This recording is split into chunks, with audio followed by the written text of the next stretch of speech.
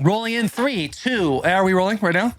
Ladies and gentlemen, welcome to another episode of Bussin With The Boys, presented by the beautiful, most durable, reliable vehicle on the road, the Chevy Silverado. Round of applause for the Chevy Silverado. The Silverado is strong and dependable as the people who drive them. Chevy Silverado, modern, advanced, with a ton of grit, a partner in getting things done, especially when it comes to the heart and soul of the pickup truck, the bed. With Silverado, you can get the most functional bed of any competitor. Best in class standard cargo volume. The inner gate folds to a large step up, easily getting in and out of the bed because the knee thing. You got knee issues, you got hip issues, back issues, boom, you're in that thing. Available industry first power up, down tailgate, up and down. We got both, right? It's like a little Johnson, to the window, to the wall, but it's up and down this time. Or available multi-flex tailgate we've been telling you about with six convenient configurations. All this makes the bed of the Silverado work harder and smarter than all those other slappies. Silverado is strong, advanced, dependable, and hardworking. Now listen, the reviews are in. Shane Gillis's podcast was absolutely outstanding. You guys came in. You've absolutely dominated for us. You've been liking, subscribing, unsubscribing, and resubscribing. But there is one thing we've heard. It hurt a little bit, but sometimes you have to sit and look at yourself in the mirror and say, what can I do better? And that thing is, shut it down a little faster on the intro. So we're going to do the best we can. 40 minutes last time was a little much. People were complaining because the Shane Gill crew wanted to jump in. And now at this moment, we will get into a couple of housekeeping things. We will get into a couple of no free shout outs of the week. Will can't make it today because the boy's under the weather. He's got one of those little things under his tongue right now. He's got a little thing on a little cold press on his head. He's in bed. He's holding himself. He's probably going out both sides. I don't know what he's really got. But I do know the boy was smart enough and sick enough not to be with the boys today. So shout out Will for not coming in here and getting the whole squad sick because he had a little bit of FOMO. Now, I'm trying to keep it tight, boys.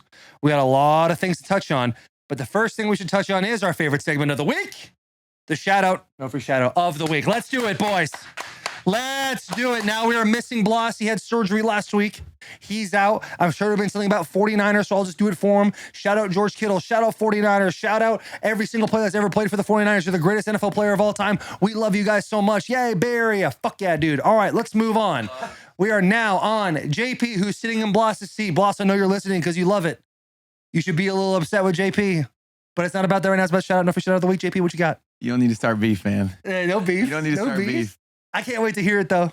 Hey, my shout out, no free shout out of the week. A little bit like another throwback how I did previously. But I was walking around a mall this past weekend. The best part about the mall, the free samples from the Chinese restaurants. Damn, for real. Shout out, no free shout out to the employee that stands out there and hands out those toothpicks, and also shout out to that free sample chicken. It tastes better than the normal chicken. Dude, it really does taste better than normal chicken, dude.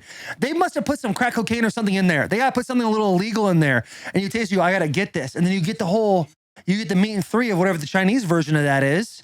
You get that, you eat it, and you're like, this isn't the same. Exactly. What an outstanding shout out, no free shout out of the week. Crazy. I love it. Jack McPherson, who's now sitting in JPC. JP is now sitting in Bloss's seat. Over to Jackie. What do you got, baby? You've been hit with hitters all day. I think you're going to really like this one. Oh, I'm taking it to a new level. I'm adding a new dimension, but let me set the scene. Let's say you're driving in your car. Hold on, let me close my eyes. All right, start over. So you're driving in the car, usually going somewhere close enough, maybe 3-4 hours max, and you're hitting a state line. And all of a sudden, right around the state lines, you always see one of those big ass stores that says world's biggest fireworks stand. And they're open year round. So this weekend, I traveled to Knoxville. Shout out, no free shout out to my boy Josh Dobbs. Went and filmed his golf tournament.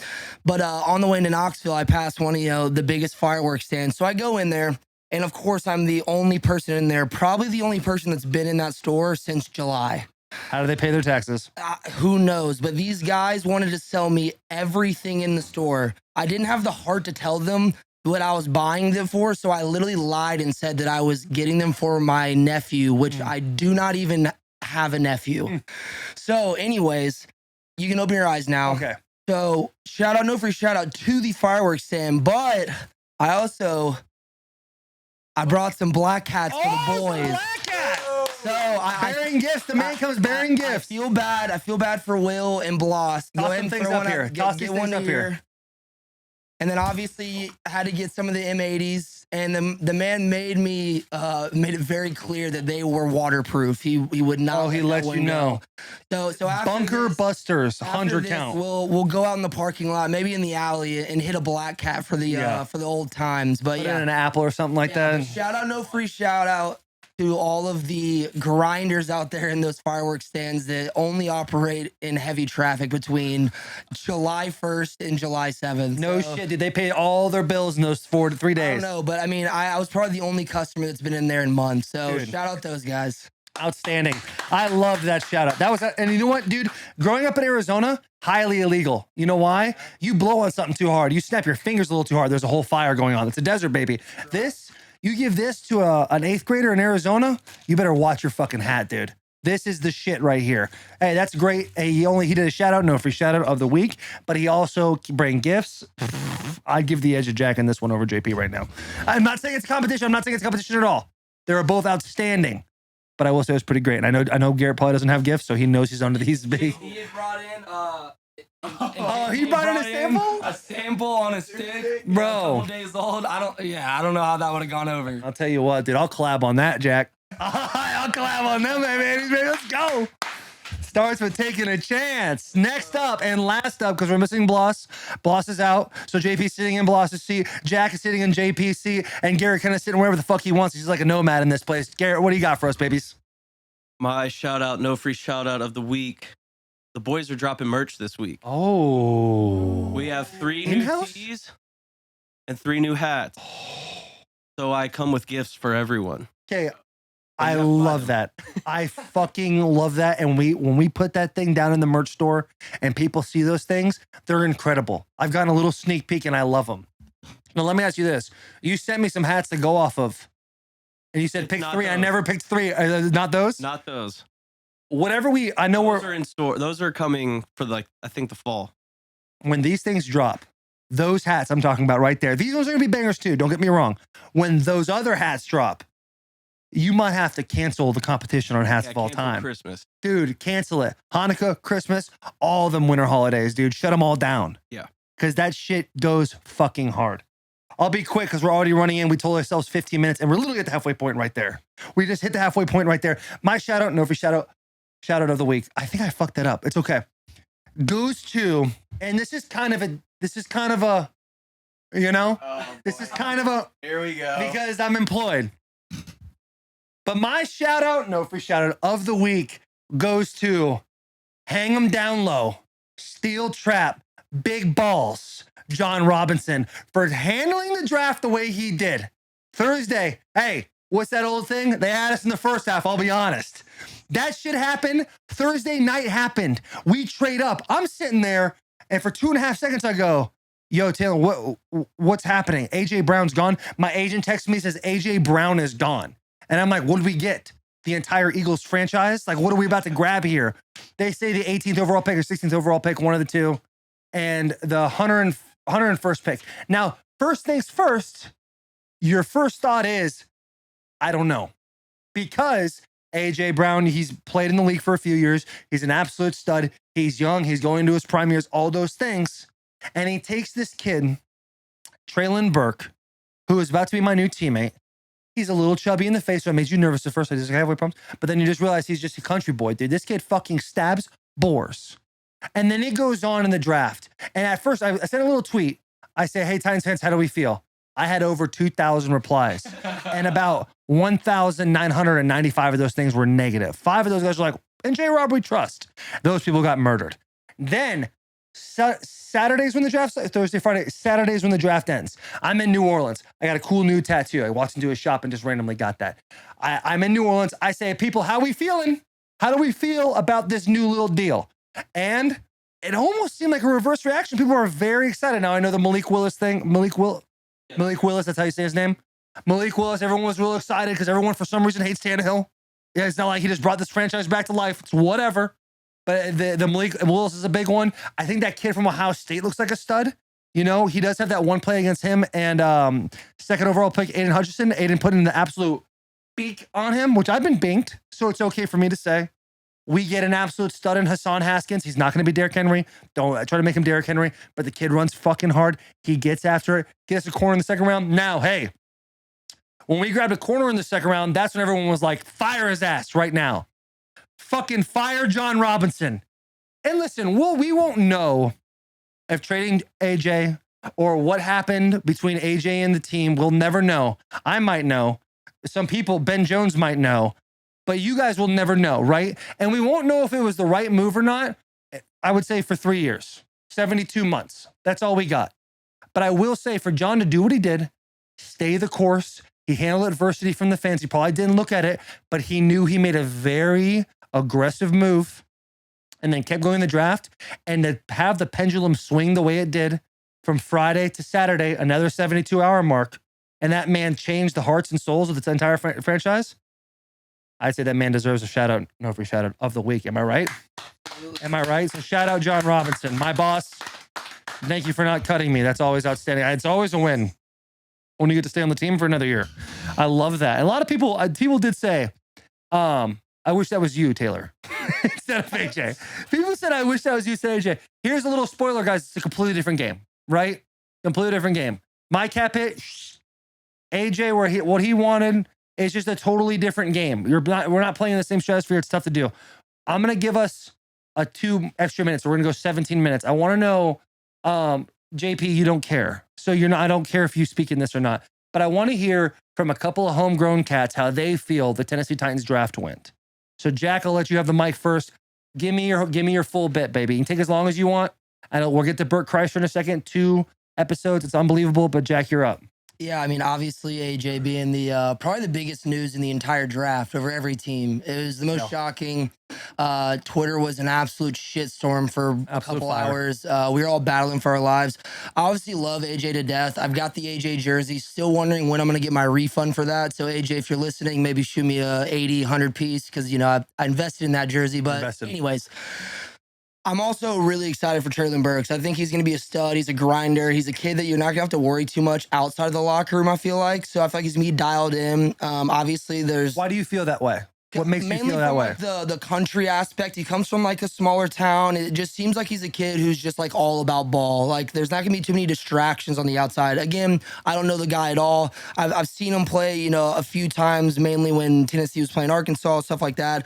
But I went and watched a couple of his highlights, and the kid's explosive. The kid's gritty. He looks like he's gonna be potentially a good one. I like him and Robert Woods being our 2 guys. We've got a lot of new faces coming in. So in a way, it kind of feels like our offense is gonna just have this new allure to it, and there's a lot of question marks, but I've got promise, and again, I'm also a diehard, so my hope is through the roof all the time for the Titans. One thing that will make you actually believe that all the things you said are true is just looking at the way Treylon Burke was dressed when he came to Tennessee. Absolutely, he's wearing shit kicker boots, washed blue jeans, and a shirt he didn't care if it fit or not when he tucked it in. Yeah, I mean, even like going back to you when you first got drafted and came here, how you said you just like fell in love with Nashville. You can imagine a guy who kind of is like feels like rooted in this culture and community already. He's got to be over the moon that he's in a town where he's probably gonna feel more comfortable than maybe say like in LA or New York. So starting off him just getting here and feeling like he's part of the community already, I think that's gonna be a big thing. I like a lot of our other picks. The Malik Willis one, obviously people are like thinking that, if Tenney doesn't perform this year, it's going to be the Malik show. I don't think that's the case. He's coming from Liberty. I know there's going to be a lot of guys in the coaching room that are going to develop him. So excited to see if he's got any upside.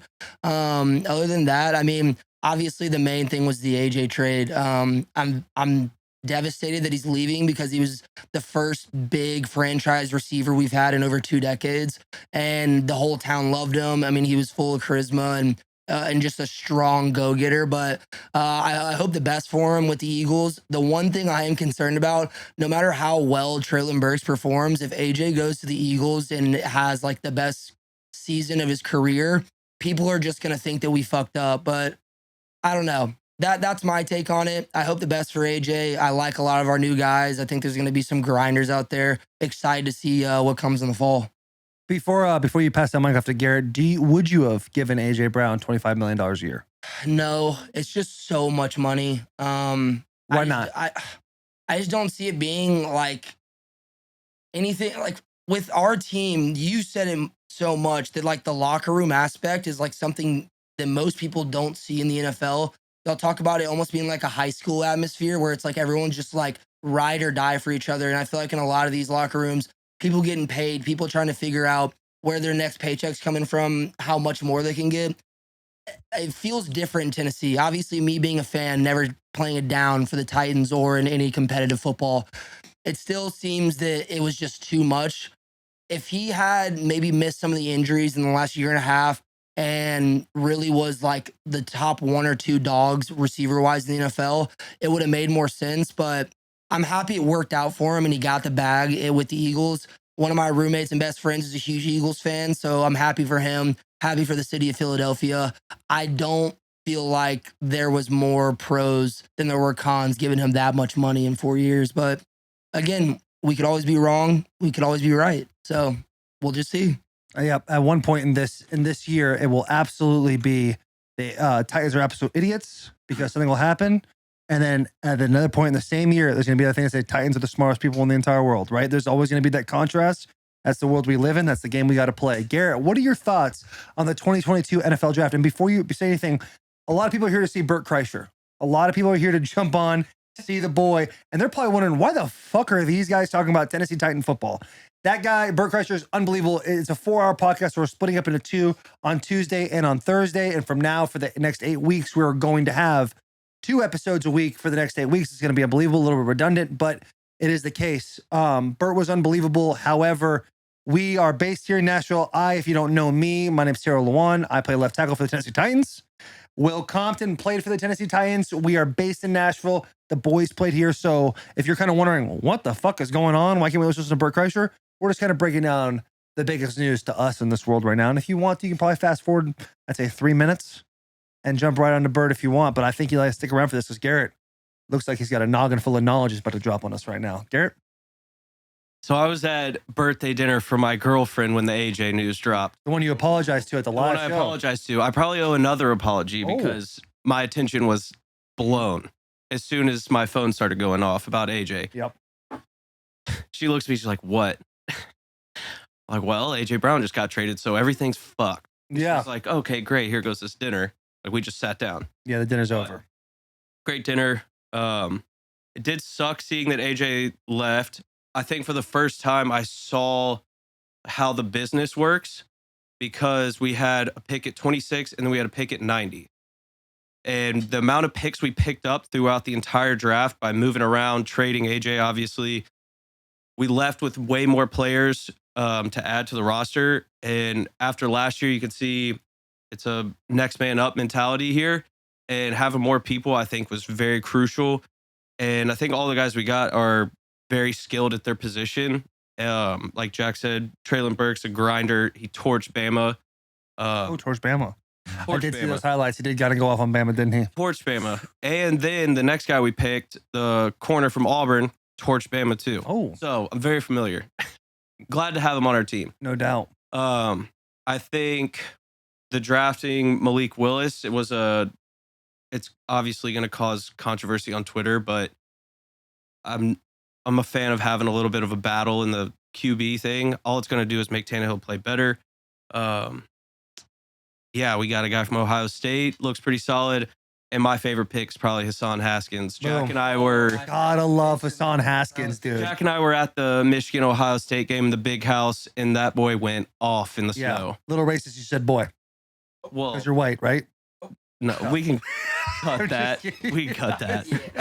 Hey, go back to the Shane episode. You'll hear... Yeah, no doubt. I'm only kidding. No, dude, the guy's a stud. When we picked him up, I was super excited about that. Yeah, I was super stoked on that. And then the tight end we got from Maryland, people are saying he's kind of like a Jonnu Smith type guy. Love that. I mean, it kind of was a point that we missed that last year, I think, from the tight end position. Okay. I just like the speed and skill out of him, so I'm looking forward to seeing where he fits in. I love that. I can say one thing. Okay, yeah, you can say we're at 19 minutes, 30 seconds. Super quick. I need everybody in 30 years to come back to this clip. Traylon Burke, Hall of Famer. Oh ahead, my Taylor. God. Oh, a couple of golf claps came with that thing. Couple of golf claps. Bert Kreischer podcast is coming up, part 1 of 2 next 8 weeks. We're putting 2 podcasts out a week. They'll be separate from this week. Obviously, this is a 4-hour one. Talking with my Donald Trump hands right now, but there'll be one on Tuesday, one on Thursday, completely separate pods, except for this week. Please enjoy the show. I'm going to hit one ad read and then bang, bang, boom, you guys are in it. And if you guys stuck with us for the 20 minutes, God bless each and every one of you. Please subscribe, unsubscribe, resubscribe. 70% of our audience does not subscribe to this podcast. So if you can just hit that button for us, I don't give a shit if you ever look at us again. But hit that button, helps the boys to the top. And like I said, we're going to do one quick little ad read, and here we are. And it's one of the most delicious things you guys have ever tasted in your entire life. Let's try to get the words right, Lewan. Whistle Pig Whiskey. We think everything should be done 100%, and so does Whistle Pig Whiskey. They created the first 100% rye whiskey, perfect for sipping and mixing. Piggyback is made with 100% rye whiskey for bold, full spice flavor. It's a bartender's dream, perfect for mixing up cocktails. Trust us on this one. It's truly 100%. It truly is 100% of the good stuff. That was tough for me, but this will go down a lot better than that ad read just did. Get your bottle at shop.whistlepigwhiskey.com or at a local retailer. And now, finally, for God's sakes, Bert Kreischer, please enjoy. Yeah, hey, catch him what's what. So Segura blew out. He blew out his knee. We got room back there. Yeah. Segura blew out his knee trying to dunk. You never saw the video? No. Oh, is that when his arm like flailed? And his arm broke in half, and he broke his humerus. Thank you. Yeah, I have seen that video. I watched it, and I remember you guys doing a pod, and you guys saying that was him. But for some reason, in my mind, I was like, I don't believe it. Oh, dude, it was. I was there, and You were at the basketball court. I ended up resetting his arm, which maybe isn't what you're supposed to do.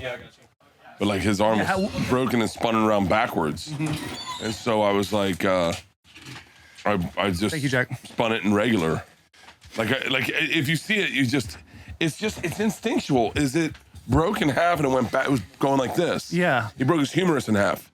Oh, which is a tough one, right? Yeah, It's like the femur of the arm. and so I just went like, here, let me get that for you, buddy, and I just put it like this, and then a lot of people focus on that as being the reason that he has nerve damage, as opposed to the actual fucking arm break. They're like, I was like, they were gonna fix it at any point, and they're like, yeah, but they're doctors. I go, yeah, before they got him in the thing, no one had any equipment there. So, So what was his reaction after the cameras went off? Was he just? dude, this is my favorite part of Tom. Is like, because I don't understand why other people like him. I know why I like him. Yeah. It's like you ever take your wife out to a party and they're like, I love your wife. And you're like, you don't even know her. Right. Yeah. No. And then we're going, right? And Yeah, we're going. This it's clock's the thing, rolling. It's the thing I love about Segura is when he's definitely not trying to be funny. Mm-hmm. And almost when he's sad, it's my favorite part of him. Like when I see someone do something to him that I know bothers him, and then he does this thing where we'll go, like we had a friend come into his new offices in Austin and just go, hey, can I get a water to Tom? And it was one of my favorite reactions ever. My favorite reaction ever. So Tom breaks his arm and his knee. I go over to his house that night. These are my two favorite. We go over to his house that night. We get a lifting belt. You know, if they have old people, they put it around so you can carry them around. I get a lifting belt, like a fat person's belt. And I put it around him. I get him out of his car. I get him down to his screening room. I get him down. He's got his arm braced. He's just been to the hospital. No surgery yet. And my wife looks at him and says, man, you're about to get fat as fuck. And the look on his face was, that's what I love about him. And people that love him, I don't know what they like about him because I like the real thing. Like I like the real. We get into the next day. I organized a medical transport to pick him up at his house to take him. This is the heat of COVID. Why are you organizing this? Because his wife's not the person that's going to be be doing Gotcha. His wife. You know what his wife did? That was a subtle shot, but I like it. Listen, we all know where we stand in our relationships. Yeah. Christina, when Tom fell, I said, "What are you doing right now?" She goes, "I'm freaking out. I just made some muffins and I opened a bottle of wine." I was like, "I'll be there in 5." Leanne goes, "Get in the car. Christina's not set for this. We're gonna go do this." So that night, Leanne's like, "You gotta arrange." Christina calls me and goes, I need you to arrange a medical transport. I need a wheelchair. I need a gurney. I need like everything. She goes, throw the fucking kitchen sink at it. So I get a medical transport. I get a wheelchair. I go there. I take Tom to Cedar Sinai. And as I roll him out, I get him in, and our fucking driver's this ponytailed, long-haired, smoking a cigarette as I'm rolling Tom in. Yeah. And I put him in, we lock him in, we get in the thing. Guy goes, man, you're pretty fucked up back there, huh? Tom's like, yeah. He's in so much pain. And he goes, Is he on drugs at all? not at all. And he goes, no, he might be. He goes, what do you guys do for a living? And I go, we're comedians. I'm not hurt at all, right? And he goes, oh. I go, Tom, why don't you tell him a joke? Those are my favorites. Like I know that Tom goes, I know what people like about Bert, but the thing I show Tom, like this is what Tom must like about me, I guess. So we get stem cells, right? Right.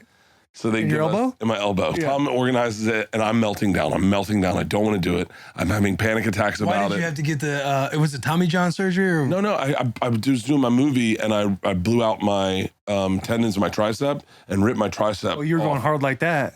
They said, you want to do your own stunts? I was like, yeah. Oh. And so fucking down a flight of stairs. I fucking do it all, right? Yeah.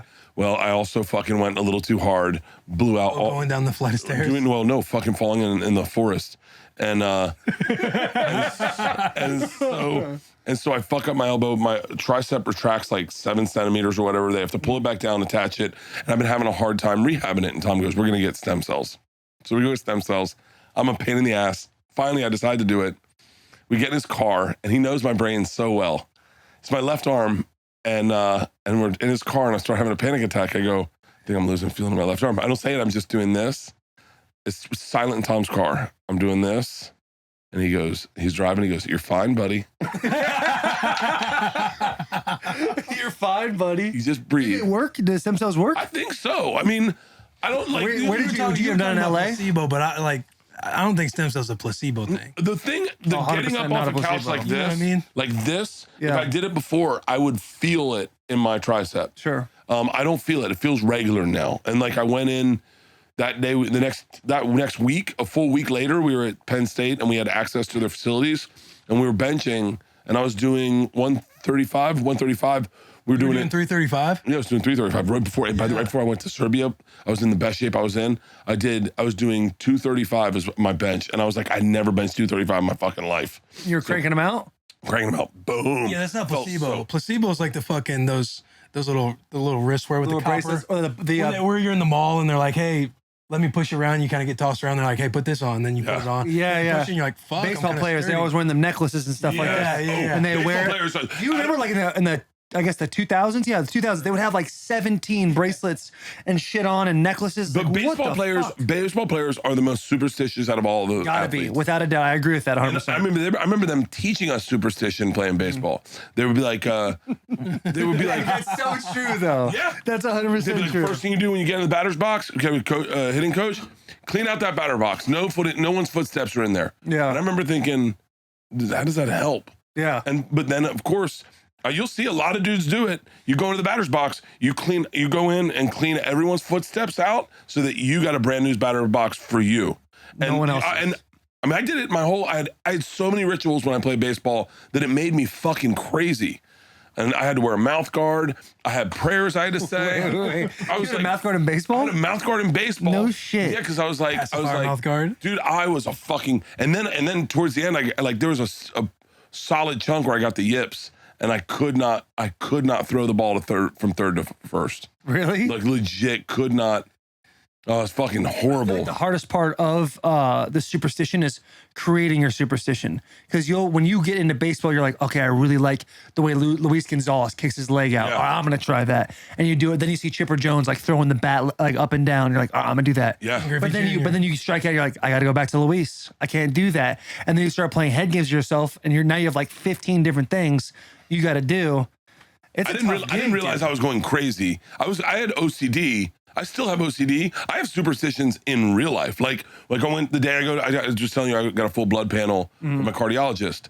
That morning, I did my superstitions. What are my they? superstitions? Number one, I hadn't I wash my entire body, right? Head to toe, in between my toes, everything, clean everything. Yeah, hang on. In between your toes. In between my toes. Like you just Like I wash my whole body, shampoo, my face, my beard, leave it in. Yeah. Then soap and wash my whole body, soap all over my whole body. I need soap everywhere.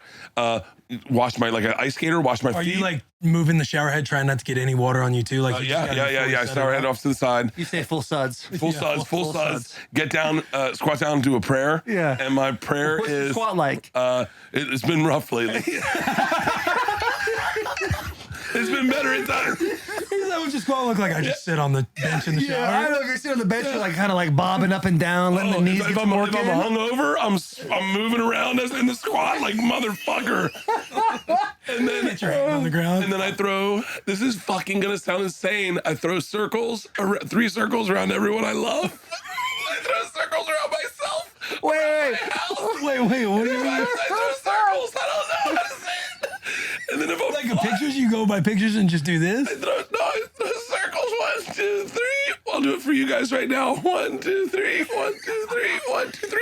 And then I gotta do these guys. 1, 2, 3. 1, 2, 3. Like the people I don't care a lot about. Get them all. You just got 2. You 1, need 2, 3 3. more. 1, 2, 3. 1, 2, 3. And then I do all this 1, 2, 3. And then I land on me 1, 2, 3. And then I nail it in the center of my head. I sound like a fucking lunatic. No, you don't. But the people I don't love, I give them quick ones. I'll go like 1, 2, 3, 1, 2, 3, 1, 2, 1, 2, 3. But then the people I care about, I go 1, 2. Like I'll make sure. Really? Yeah. And so then I do my rituals, and then if it gets bad, because it was bad for this. This is so fucking psycho. It was bad for this because I've been on tour really hard, and I've been pushing it really hard, and I've gained weight. I'm down some weight, but like, and so I'm like, man, I'm gonna be fucking, my liver panel's gonna be through the fucking roof, and then it's gonna be complicated. And what if I'm diabetic? Like all these things. So I was on the beach. I ran for a 5-mile run the day before my whatchamacallit. Time out. Yeah. Okay, time out. 5 miles, son. 5 miles. Full running? Full running. You Full never running. stopped. No, I For stopped a to walk. I stopped to pick up rocks because I was looking for rocks that looked red, like a clean liver. And I was looking for clear rocks. And if I find a penny, when I did Hey Big Boy, you want to know, this is when it. What's Hey Big Boy? This is my special on Netflix. It's all going so fast for me. I know. This is like unraveling a crazy person. So when I do, if I find a penny, I know it's like legit. If I see a penny, I'm like, it's good luck. We're gonna have a good Heads day. or tails, it doesn't matter. If I see a penny, I'm like, and so I did Hey Big Boy. I did 4 shows. The first night, 1 show, killed it. I had mustard on my fucking pants. I ate a hot dog in between shows and there was mustard on my fucking pants. Yeah. And I was like, no one saw that? And they're like, you're the one that wanted fucking hot dogs. Yeah. First show, I didn't do that well. And so the second night, I'm like, man, I gotta really kill it tonight. I get out of the car to go to the thing.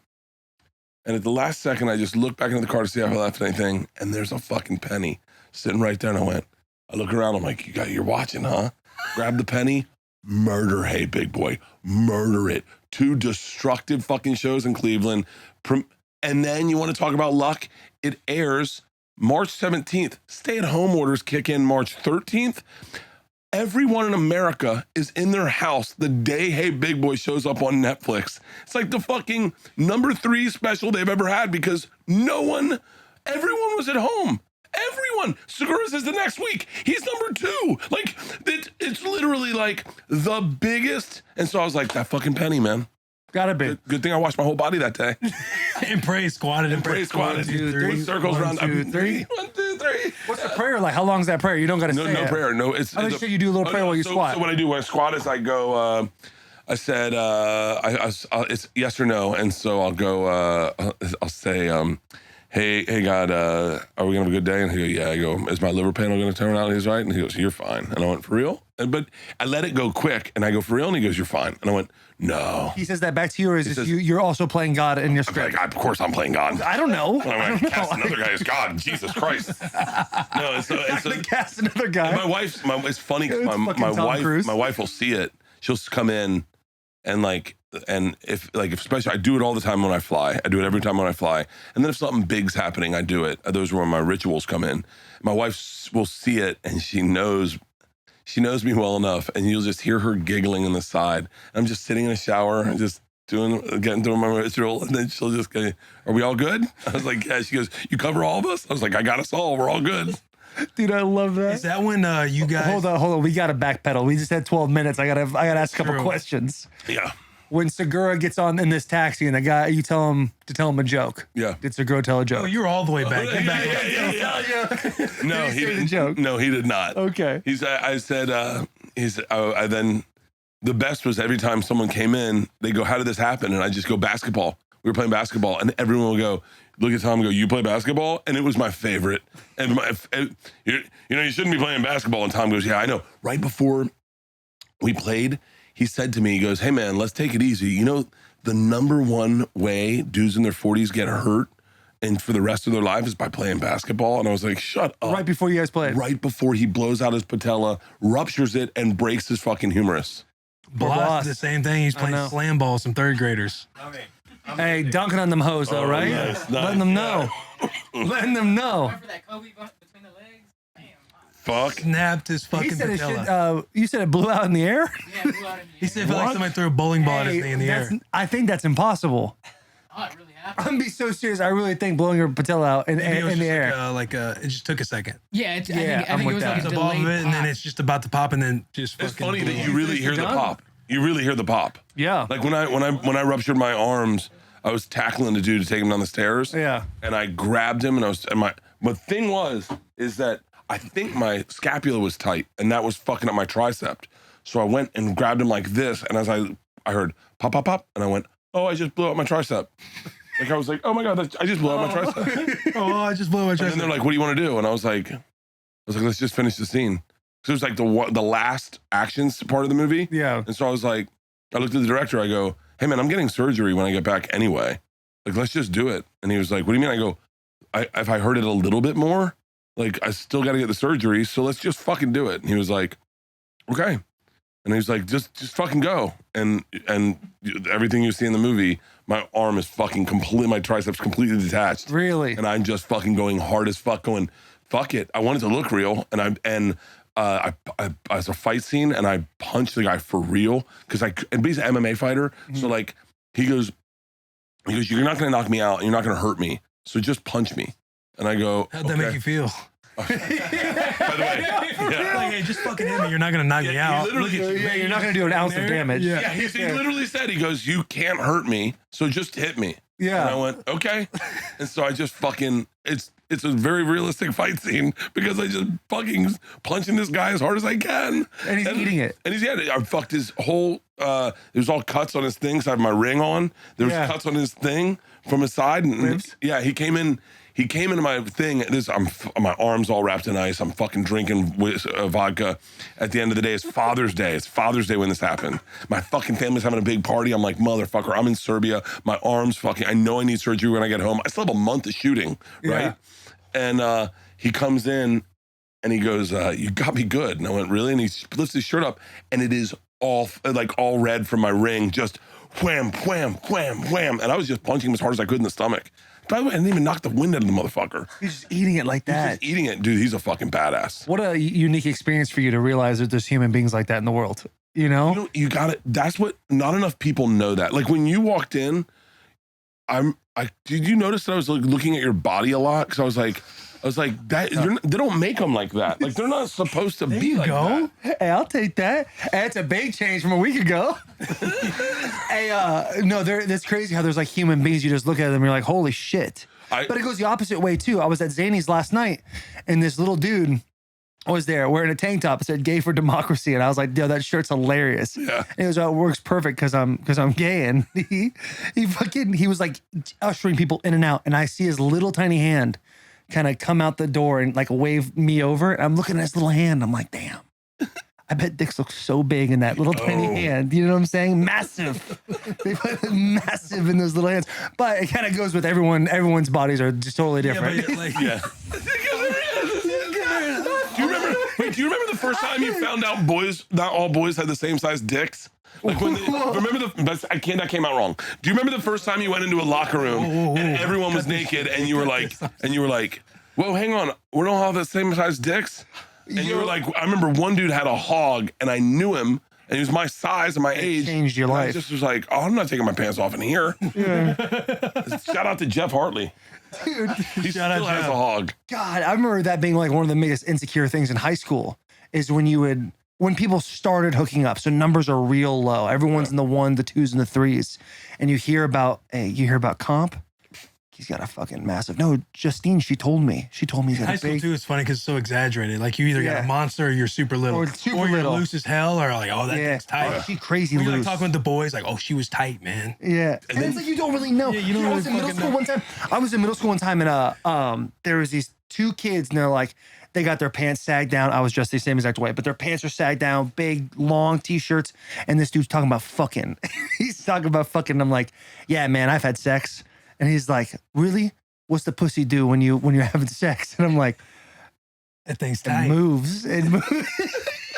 Like, he looks at me and goes, you never had sex before, and like walked away so fucking defeated, looking back at it like he probably wasn't. Well, how do you explain that? Like, what does the vagina do when you're, Well, I remember someone saying, it goes like What's that pussy doing? It just Oh, stares at you. like in Big Mouth?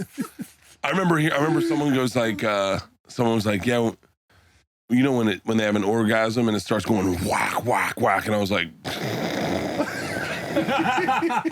they don't do that with me. Yeah, but you're afraid to tell him that. Oh, dude, when the rubber hit the road with me, like I talked about sex, I was in it, I'm ready to have sex. Yeah. And then that night I had sex, I fucked it up so bad that it changed me for the rest of my life. Like I was now no longer the sex guy. I was the relationship guy. Because I was like, man, I'm just gonna fuck.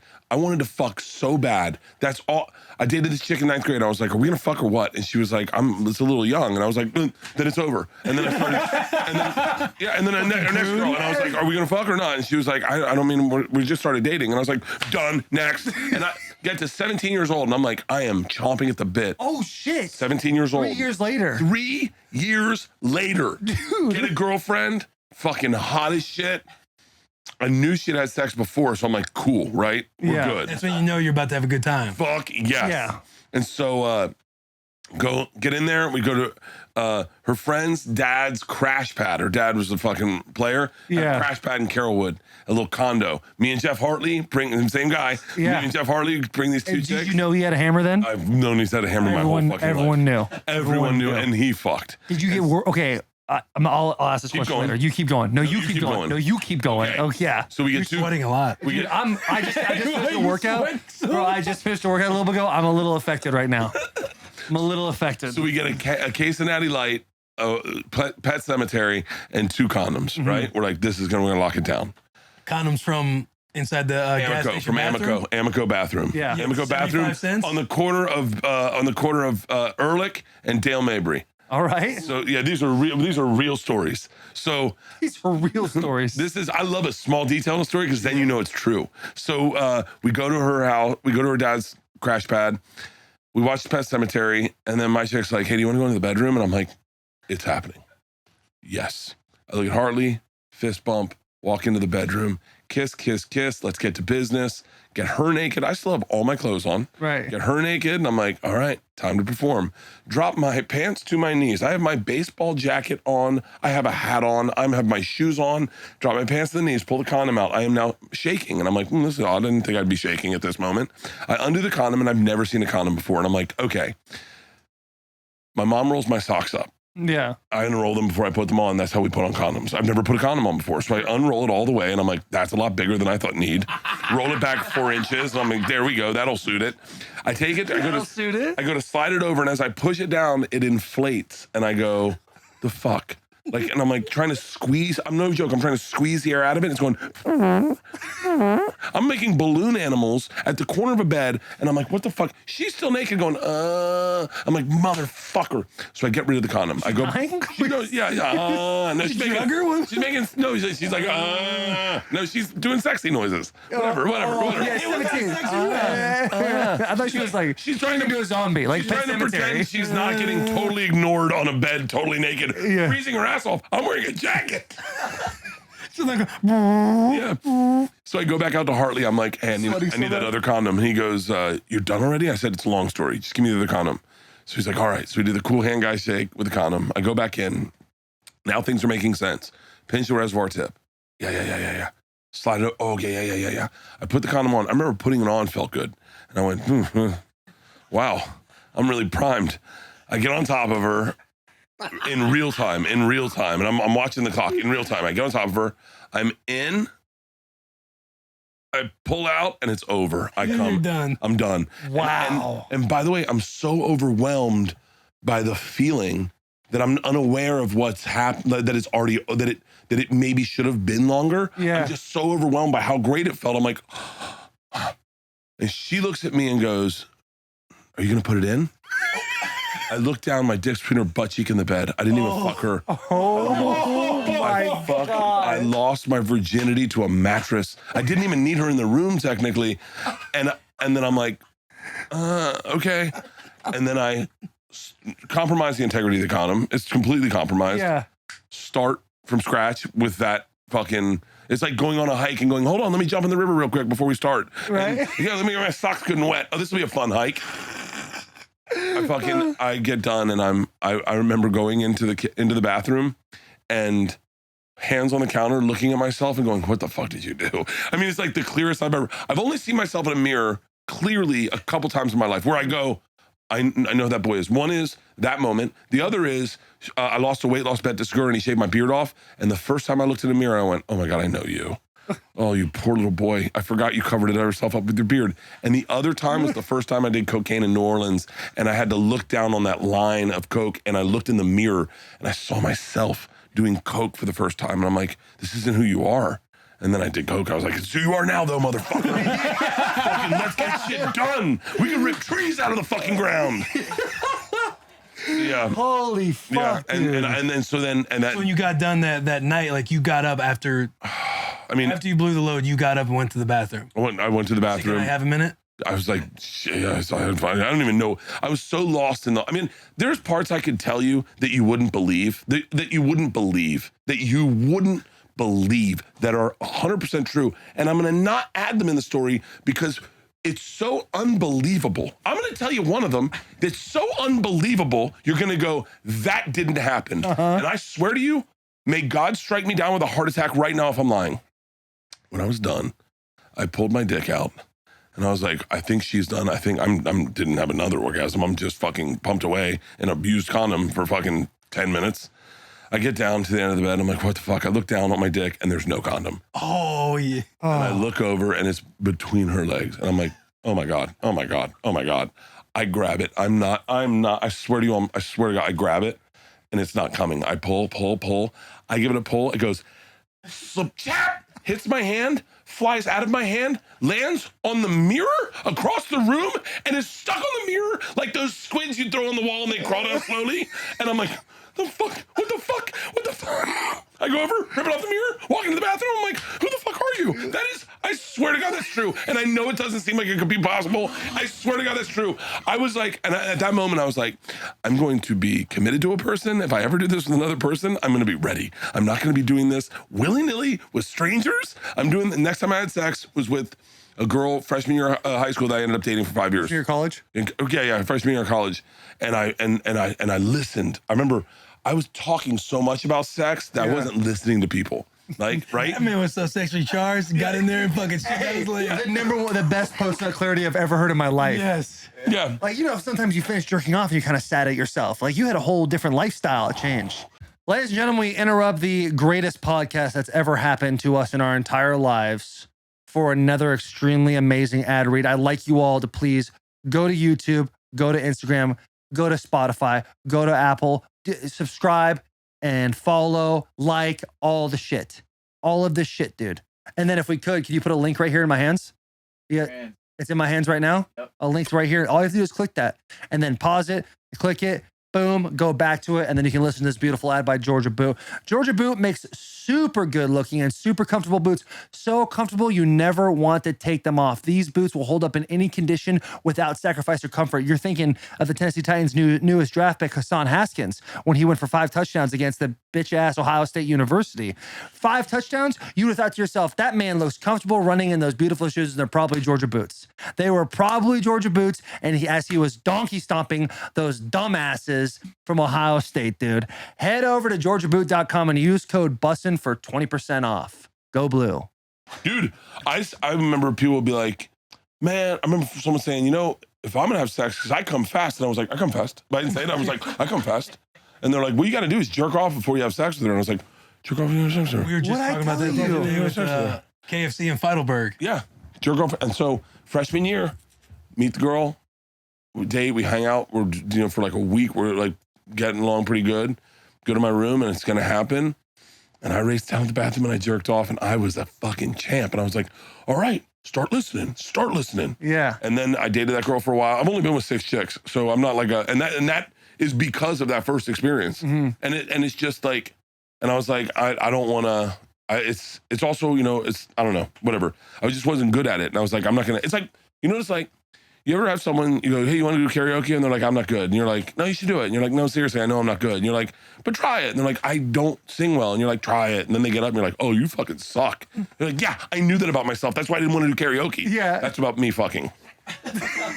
That's hilarious. I think that's the key too, is we were talking about with Feidelberg and KFC, because Fights and I were saying, if we jerk off before we go hang out with the chick, like once you get that post-nut clarity, you don't want to go out anymore. You're like, oh, I'll lay up and watch Netflix all night versus like going out. Yeah. But you trap yourself you lock the gates. You go to the house. You're like, give me a minute. You go and spank one off. Yeah. And then you come back ready to go. Then you kind of give yourself no chance. You're back you're back against the wall. Well, you know what I mean? I think the thing you're supposed to do in this situation is get as least horny as possible and make it about business when you jerk off. Like, you're just kind of like, let me just get this excretion, this stuff out of me. Poison out of me. Yeah, get out of here, you. Whatever that is poison. Because if you go and you're like surfing the web all of a sudden, you're finding that one you know, hey, surf all the videos. Oh, and then you watch 10 seconds of that when you go to the next video. Like, this isn't she the wasn't moment. good enough in that moment, so you have to go find somebody else. You go back 3 videos and you're like, I think that was and then an hour passes and you finish and you're like, well, that was a full day. You know what I'm saying? You can't do that. I wish that worked for pedophiles. If you're like, just go jerk off and then maybe you don't kidnap a kid. I wonder. It's a thought. I wonder if that's a thing. It should be in their handbook. I mean, like, because I know for a fact if I fly home, I'll fly home. I don't know when I'll fly home.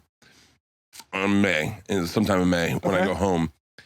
I need to plant my seed the second I get home. I need to connect with my wife, or we'll fight. However, pre-jerk off Bert is a lot more attentive as a husband. So what I found I do is I go in horny, because then I'm like, I want to fuck. So I'm like, how do I help around the house? Somebody tell me about the girls. I want to hear about this shit. Yeah. Oh, yeah. Oh, for real? They were late to drop off and you were sitting at the house all day? Oh my God, that must have sucked. Shut up. Oh no. And like all those things that you don't want, like literally, and then I'll be that good husband. Then I go to the sauna. I'll jerk off in the sauna. The best jerk offs are ever. Really? With the sauna cock is like the biggest cock you'll ever have. Really? Sauna cock. You ever had sauna cock? No. I've been in a lot of Sometimes I saunas, look at it in the sauna, I'm like, damn. It's kind of sad. Dude. You're just sitting there. It's after a workout. Guys in there, he's gonna slump over. Yeah. I remember, you want to talk about dangerous. don't. I was in Miami and Liam was pregnant with Isla. A lot of heat too. Yeah, I was in Miami and I was Self-lubrication. and I was at the hotel and I went into the sauna and my wife Leanne was flying in that day, and this chick comes in panties, no top, and shell top Adidas in the sauna, right? Shell top Adidas. Fucking weirdo. And she just comes in and she's kind of hot. Yeah. Sits down and she goes, you want to fuck? And I go, no. She was like, we can. And I was like, okay. I was like, my wife's pregnant. And she was like, I don't care. And I was like, okay.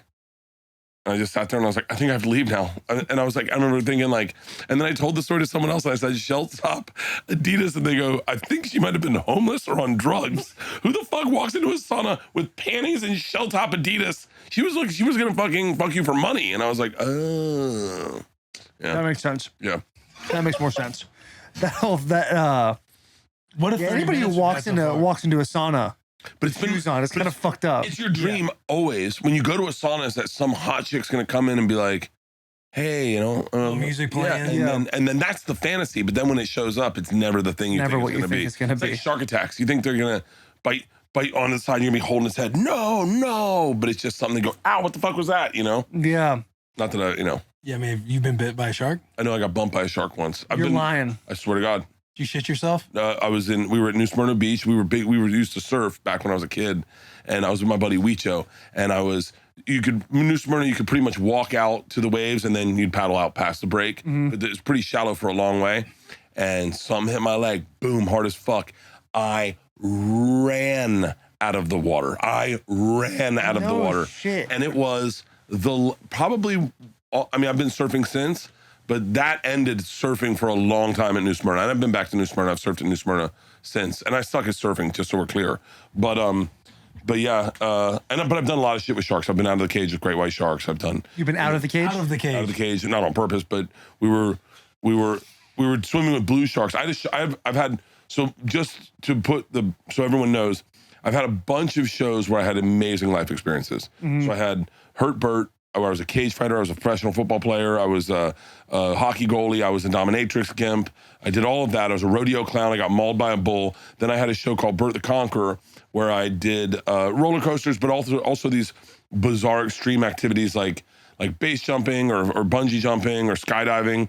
And then I also had a show called Trip Flip where I took people for 4 years on adventures of a lifetime around the world. So I've rock climbed in Halong Bay. Like I've done insane stuff. And one day, I was in South Africa. I swam with great white sharks.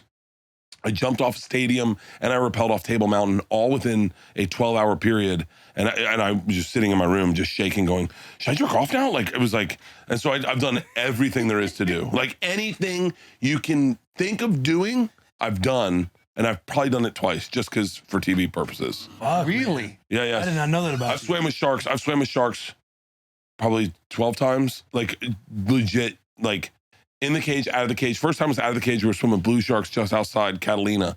And the blue sharks just went like this and disappeared. And we were like, what the fuck? And we see a shadow. I'm with this guy, shout out to John Manley. He's a marine biologist. And he grabs me and pulled where the cage is right next to us. Right. He grabs me, holds on to the cage. He pops up and he's like, great white. And I went, what? And this thing moved with such intention. Do you know when, and I put it, there are people when you play sports, and I can only put it in my perspective of when I played football, I was not great, but you'd watch someone who moved so much quicker than everyone else. You're like, well, what the fuck, dude? This isn't fair. That's great white sharks. Great white sharks Really? decide where they want to be, and they're there before you know that they're there. And this thing moved with such intention is the only thing I could think that I got out of the water immediately. I saw it. I got out of the water. John Manley stayed in. You saw it when you were in the water? I saw it when I was in the water. What was it doing? Just on the outside. And then it started coming in. John Manley hopped in the cage. I hopped out. This fucking awesome Mexican lady was making burgers. One of the best burgers I've ever had in my life, by the way. Really? Yeah, I murdered that fucking burger watching this great white swim around. But I've since swam with them in South Africa. I've swam on North Shore. I've swam 4 or 5 times with the North Shore down at Haleiwa. They take you out maybe like a mile. I brought my daughters out there to swim with them. My daughters have swam with sharks a few times. And those are all in the cage? Oh, those are all in the cage. What's that experience like when you bring your daughters with you to do that? You worry for them? Is there like a weird thing that you feel? No, because I know it's safe, and it's really fun. It's I would say it's like going to church and getting it. Like I'm not a religious person, although I have like things about Got a stuff. good prayer. Yeah, but like a real religious person who goes to church and then they feel it, and then they walk out and they feel the power of God or whatever. Yeah. That's what it's like swimming with great white. We're swimming with sharks and watching your kids see it, because you're sitting there watching your kids be like, oh, and you're like, yes, is this me? Yeah, that's me and my girls. Yeah. And so it's It's also really cool. Like we did it out in Bali, I think, or Bali, I think. Look at Alice holding her Oh nose. my God. Man, all that blue, that would terrify the shit out of me. But no, it doesn't, because you have a child, right? Yes, Yeah. 3-week-old. Okay, so there's this really cool thing that happens when you're a dad, where you're no longer scared for your own good. I know that if something happens, I just know my position is I would give up my life for those kids.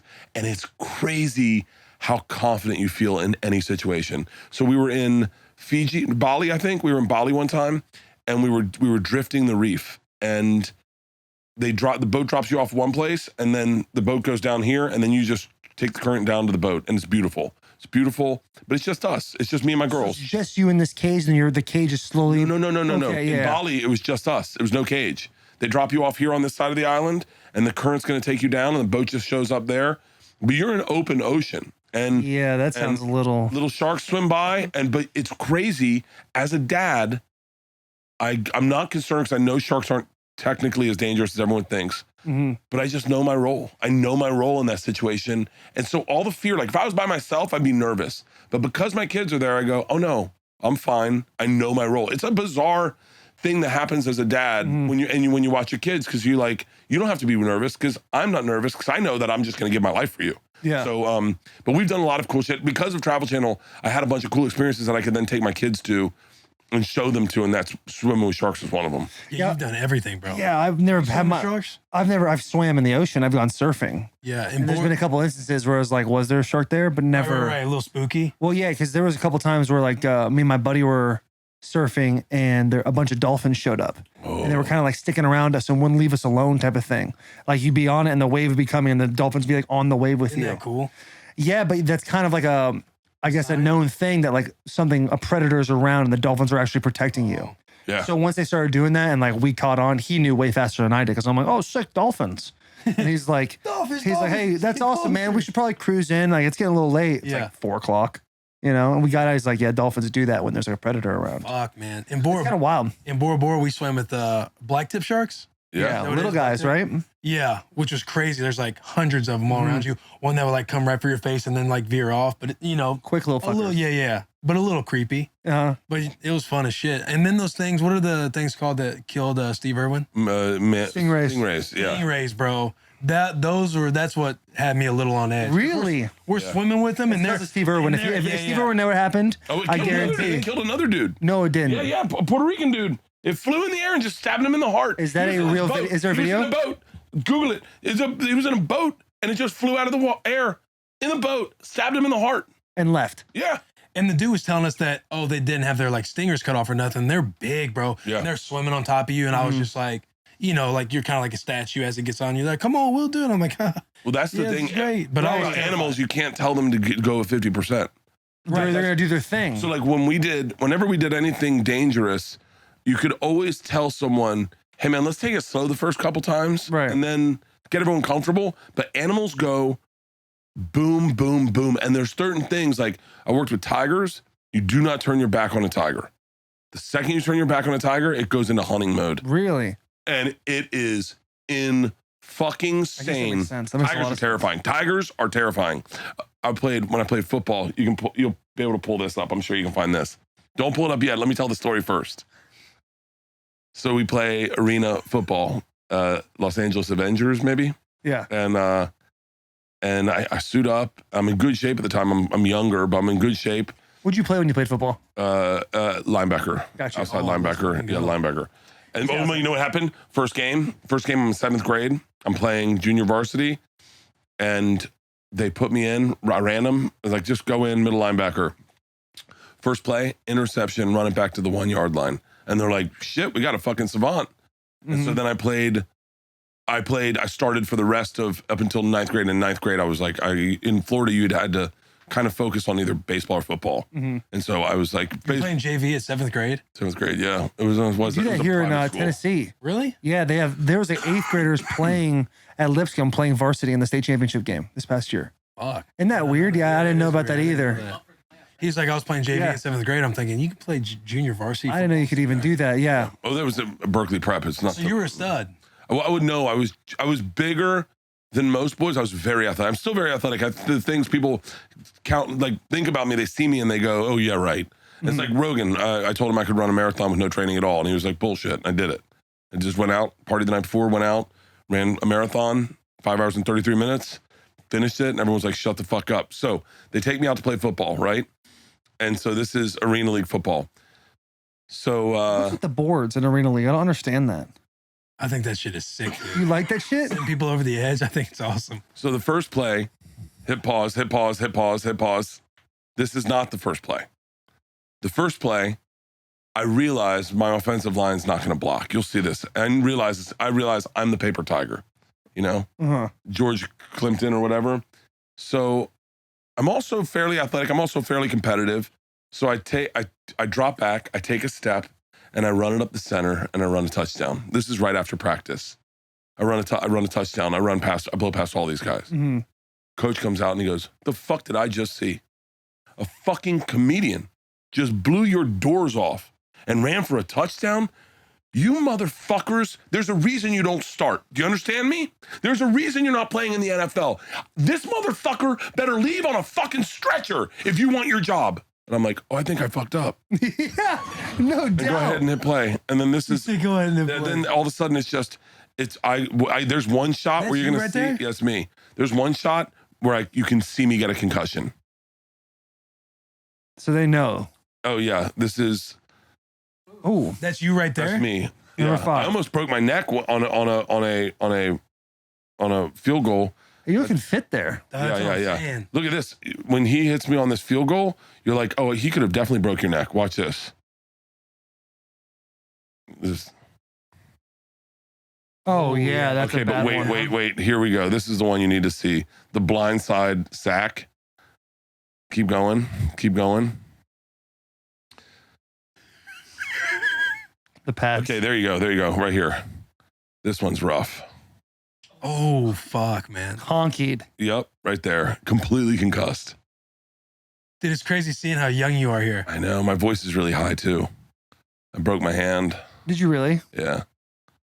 What'd you break in your hand? I have no idea. And you're just doing this for like making a show. 10 grand. That ain't worth 10 an grand. episode. No, it's not. Oh, an episode? An episode, yeah. Might be 10 worth grand an it. episode. Did 6 episodes. I was a dominatrix gimp. I was an MMA fighter for a day. I fought 4 Gracies at once. Dude, they choked me out. You ever been choked out? It's Once. fucking terrifying. Because Going to sleep is kind of scary, but then you're just asleep. because you're fighting it. You're going, no. And then you just wake up and you're like, what happened, everybody? And they're like, you okay? Yeah. You okay? Oh, they're just saying like Portuguese things. And you're like, huh? Yeah, this is me fighting the Gracies. Horion has the big school out in, so funny, Isla wants to take How old are you there? 29, And how old are you now? 49. Here we go yet again. I know we're breaking up the greatest podcast of all time, but please do us a favor. Go to YouTube, go to Spotify, go to Apple, go to everything you listen to on podcasts, and please subscribe to Bussin With The Boys. It's the greatest thing of all time. You're going to love it. Hit our Instagram, hit our Twitter. Please, God, just do it. Please. The more you guys do this, the less I have to fucking ask like a weirdo every single time we do an ad read. The thing we're going to talk about right now, you can feel like a little weirdo sometimes. You make it a little uncomfortable, dude. If you feel like you come up a little short in the bedroom sometimes, it's perfectly okay. But if it's bothering you, there are options. Go to getroman.com/bussinboys now. With Roman, you can get free online evaluation for ongoing care for ED, all from the comfort and privacy of your home, all by yourself, dude. You're worried about it. You feel uncomfortable. The little boy can't stand up. Here you go. Bing, bang, boom. They're helping you out. A U.S. licensed healthcare professional will work with you to find the best treatment plan. If medication is appropriate, it ships to you free with 2-day shipping. Got an issue? Here's a tissue. They'll figure it out. They'll send you the prescription. 2 days, dude. And guess what? 48 hours, that little boy's working just fine. The whole process is straightforward and discreet. Getting started is simple. Just go to getroman.com/bussinboys and complete an online visit. Little call to action here. Go to getroman.com/bussin to get a free online evaluation for ongoing care for ED, all from the comfort and privacy of your own home. Some of us need it. Some of us want it. Go to Roman, get it, love it. You're perfect. Everything works. Have a great day. You're welcome on the sex. Almost 50. Almost You've been 50. in the game a while, bro. Yeah. Well, it's, it's the thing that's lucky about comedy is that I had some success when I was younger. I got a bunch of development deals. I got a TV show. I got a couple TV shows. But as far as stand-up goes, I was always behind all my friends, like Segura, Burr, all my friends were all ahead of me. And I was doing television, and I thought that was the thing, the end game. Yeah. But I also got into podcasting at the right time with Rogan and that generation. And I was very lucky that I wasn't, and then all of it went away. And I had to figure it out when I was like 44. I had to figure out, maybe 42, 43. I had to literally start from scratch. I got fired from Travel Channel. I was supposed to do this Funny or Die tour, Oddball, and I got pulled off that. I had no dates coming up because I was planning on doing this Oddball tour. My wife's redoing our house. My podcast is getting no funding. Is this a Bertcast? Yeah, Bertcast. And I remember talking to Tom, and he was like doing Oddball, and this is like, you want to talk about where you realize where you are in the pecking order. I was getting paid $2,000 a week for Oddball, my offer.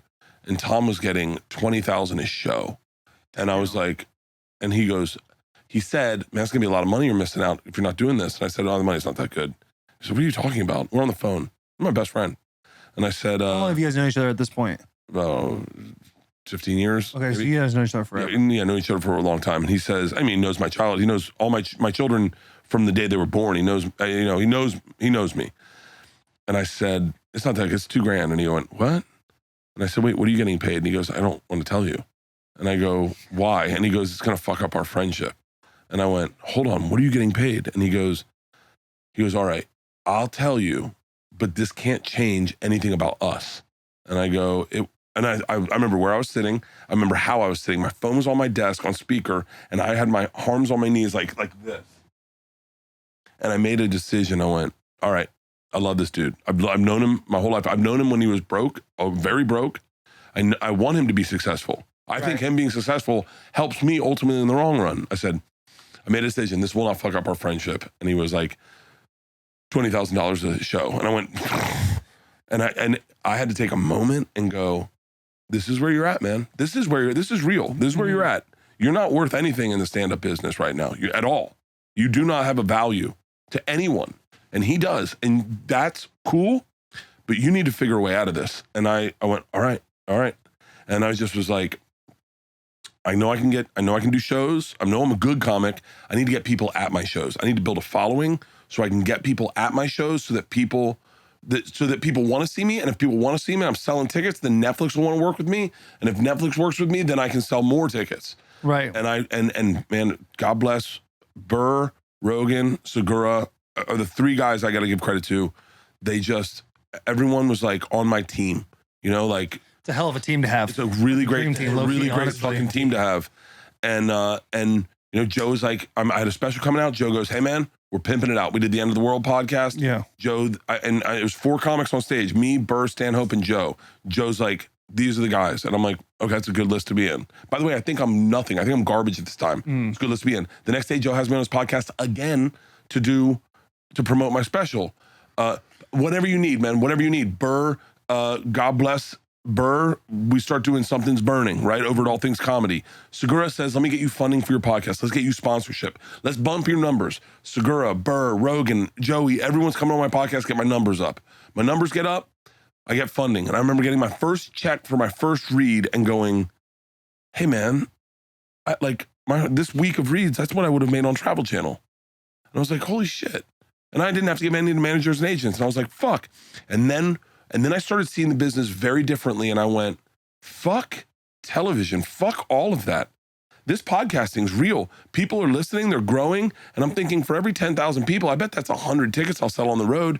And then the machine story went viral and it was a game changer. And then I started believing in myself going like, dude, I think Jesus and Miro funny as fuck. I was like, I want to get on Jesus and Miro. And so I'd reach out. That? They have a Showtime show. It's 2 dudes. They used to call the Bodega Boys, I think. And Bodega so Boys. they had a great podcast. Sean Evans. Now we all know Sean Evans, right? At this point, no one knew Sean Evans. And I watched him on whatchamacallit, and I was like, dude, this fucking Hot Ones show is funny as fuck. I was like, I want to get on it. I reached out to him. And he is not getting any views at the time. And he was like, hey, we don't do comics, we just do hip hop stars. I said, well, if you change your mind, I'm a fan, I'd love to do it. And he was like, I'd love to get you on. Next season, he goes, hey man, we're letting comics on. You want to do it? I do Hot Ones. Boom, big spike. All of a sudden, people are coming to shows. I started believing in myself. Did you handle yourself in that? What? The same way I'm handling myself here. If I like you, I will give you everything of me you ever want. I will fucking, like, if I'm excited to do something, I come in guns a-blazing. Like, Jimmy Buffett had me on his podcast. I was like, motherfucker, you're going to get your socks knocked off. I am telling the machines, you whatever the fuck you want, I will give you. And so I went into Hot Ones. I was like fucking drinking beer. Boom, whatever the fuck. You want me to tell the machine story? Done. You want me to tell flying dildos? Done. You want me to tell you? Fucking you name it. And so I fucking had a good thing. And then I got off and I went, Sean, you need Burr on, you need Rogan on, you need Segura on, you need Joey Diaz on. Because that's what they did for me. Right. Is everyone helped each other. And then all of a sudden, Joey Diaz goes on, huge spike. Tom goes on, Burr goes on. And then, I mean, you look at Hot Ones now and it's one of the biggest. Massive. And Sean Massive show. Evans will tell you, I was the first, I'm a celebrity, but first person to reach out and go, your show's fucking badass, I want to get on. But I started going like, find the things you like and be on those things. Like if I like something, I go, I want to be a part of it because I enjoy it. And I did that with Rogan. Like I remember listening to Rogan when I was on Travel Channel. I'd listen to him on my iPad in my bed on the hotel room and just, I loved it. I loved it. And then he hit me up. He was like, hey man, you want to do my podcast? I was like, you don't know what you're about to get. I was like, I literally was like, I went in and I was like, are you getting that? I walked in and I remember being like, I was such a fan of his, and you never meet Joe this way. But I was like, first off, I got to meet your dog. I want to see your deprivation tank. I want to get high. I want to play pool. Then we can do the podcast. And he was like, okay. So we went and did all that. And then we did the podcast. And at the end, I was like, hey man, next time I'm back, remind me to tell you about the time I got involved with the Russian mafia. And he was like, what? And I was like, oh yeah, it's a story. And I'd already told another story that day. That's a story you wanted to hear. Yeah. And then he was like, come back. He's like, everyone wants to hear the story. I told it. And that moment changed my life forever. That moment, Joe Rogan was like, you need to tell that on stage. He said, when he is on stage this weekend in Columbus, he is not to be referred to as Bert. He's to be referred to as The Machine. From this point moving on, his new name is The Machine, and you chant it in the room until he tells that story. And I went to Columbus that week, and I got on stage, and they're like, The Machine. And I was like, hey, guys, I know what Joe said, but I'm not going to tell it. And they're like, boo. Really? I couldn't get through a joke. And then they're like, tell the fucking story. And I go, guys, this guy in the front row, and this is cool fan days. Like back in the day when like you had to know, like everyone that listened to the podcast was a fan. There weren't haters or anything. Yeah. This guy in the front row goes, hey man, we understand it's not going to be good. We're going to fake laugh, right guys? And everyone's like, yeah, Bert, don't worry. We'll fake laugh. And I was like, Dude, what? how fucking excellent is that? And they're like, you got to tell it for it to get good, Bert. So tell it, man. You got to tell it for it to get, like they knew comedy. So I was like, oh, okay. So I told it. It was probably 20 minutes long. And they were like, all right, you did it. Good job. Now you can do the rest of your act. And This fan said that. So this is when we were called Death Squad. So there was Death Squad Ohio, these group of guys that were like fucking ride or dies. This is back. Podcasting used to be, it's still really cool, but it used to be so niche that I would go to Scotland and I would hit up on Twitter and I go, hey, any Rogan fans want to meet me up for a beer? Right. And 12 dudes would show up, no pictures, no nothing. We'd sit at a pub, drink beer in Scotland, and talk about the Bobcat Goldthwait episode. And they'd be like, yeah, it just aired.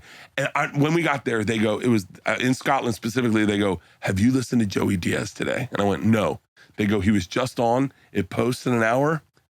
Blue cheese or go fuck your mother. And I went, what? It's the first time I ever heard that. And I went, what? And I'm just in Scotland with a bunch of fans. A bunch of random dudes. Random dudes that all like the same shit I like. And so and in my head, that's the way I started looking at my business is like, I like these guys. They like the shit I like. Mm-hmm. I'd hit them up. I go, what else are you listening to? And they'd be like, have you listened to Dan Carlin? And I'm like, no, what the fuck's that? Or have you listened to fucking Ben Greenfield? Have you listened to fucking Ben Greenfield? Like there's so, it was like a cool community. Right. And it's gotten so big now. It's like, you know, it's gotten so big. It's cool. I'm happy for everyone. It's but one of those things that you were in the beginning, so now it's like too saturated. Where you kind of have this vibe of like, oh, I saw it first. yeah, Sometimes, no, but that's you know like what I'm what's saying? cool with you guys. What's cool with KFC Radio. What's cool with that? Like Big Cat, those guys, is that it's all kind of new to me a little bit. So when you do see like a bar, like my dad's now a huge Barstool fan, which is like so bizarre. And he hit me up. He was like, hey man, can you hook me up with some of their gear? And I was like, huh? He was like, you know the guy, Dave Portnoy. Can you see if you can send some the golf stuff to me? I was like, Dad, just buy it. I'll buy it for you. I'm not going to fucking reach out to Dave Portnoy. And then they hit me up today and they were like, hey man, we got your dad covered. And I was For like, real? yeah. And so my dad's like, double XLs, here's what I want. I'm like, oh my God, Dad, don't make a meal of it. Just fucking take whatever. It's a sweatshirt. It's Such a gray area. It's such a gray area too. XL. Yeah. It's 100% cotton. What's the material? Tell your boys, hey, I'll get you whatever you want. And then they actually send you whatever they want. You're like, Yes. damn, these guys are kind of grasping at everything. Yeah. Oh. Fuck. It's like a double standard in a weird way. Did you find Bussin through Barstool? No, I found no, because you guys sent me a hat and I tagged Portnoy in the hat. Yeah. And my That's girls, right. I remember that. And then you guys reached out and you're like, wrong guy. And I went, wait, what? And then I said, and there's something I always liked about athlete entertainment. And I say that like you guys and McAfee, like AJ Hawk, Aaron Rodgers, like there's something very comforting about the way you guys talk. I feel like that's how the guys I grew up with talked. You know, Really? like yeah. Like Schaub's the same way. Like there's like when you said like yeah, it's crazy when you realize there's people built different, right? Because not everyone knows that. And so I think, I don't know, I just like it. It's like I like listening to MMA fighters. It's more as opposed to like the, not to slight anyone, but like the more alty things where it's like a guy who talks like this. She went to her Brooklyn apartment to get ice cream. Doon, doon, doon, doon. Yeah. Ice cream wasn't there. And you're like, I don't get you. I don't know if I'd like you. Like, Yeah, I feel you. I want a dude who's like, yeah, man, pussy swells, you know? Like Dude, it is kind of weird when you see like athletes, like even for us, I don't know if you feel this way, Will, but like when I see Aaron Rodgers on Pat McAfee show, I'm like, fuck, that's Aaron Rodgers. Just being a normal guy with the boys. Oh. It's kind of like cool. he came to our tour bus. Oh, really? Oh. Homie? This is a good story. This is a really good So story. I'm happy I unlocked this. Oh, I want to go back to the Bussin With The Boys thing because it's rad that you like us. Like you fucking, I think it's rad because you did the thing with KFC. That's the show you guys did together yesterday. Yeah. And you were like, Will was telling me you're like stoked to come on. I'm like, how fucking cool is that? Oh, fuck yeah. Well, it's, Dude, when I saw Bert was following it's me like- one time, it's I was weird to like, us, yo, like- I fucking made it. Mhm. People think like we're celebrities, but then we look at celebrities, we're like, oh, that'd be sick to have Bert Kreischer on the podcast. oh, no. And now we're sitting here on the podcast like, hey, fucking made it. Athletes want to be entertainers and entertainers want to be like 100%. 100%. No, but there's something about the fact that you guys do this that makes you go, you guys are the guys in the locker room that get it. You know, does that make sense? Yeah. Like, like when I first met Pat McAfee, I was like, someone's like, you got to meet Pat McAfee. I can't even remember the first time I met him. But I was like, the way he talked, I went, oh, I think I'd get along with this guy. I think Was he I'd, playing when you met him? Or was he, no. was he out of the league? Like, was he No. touring? Like, So was he they doing told me comedy? about him first. They told me about him first. You're going to love Pat McAfee. He's a kicker, a punter, and he does stand up. He did stand up once. He recorded it for a special. And in hearing the pitch of Pat, I was like, I'm not going to like him. And then they're like, he got drunk and jumped in a river. And I was like, okay, I'm back. I like him again. Yeah. And they're like, but he's sober now. I go, I don't like him.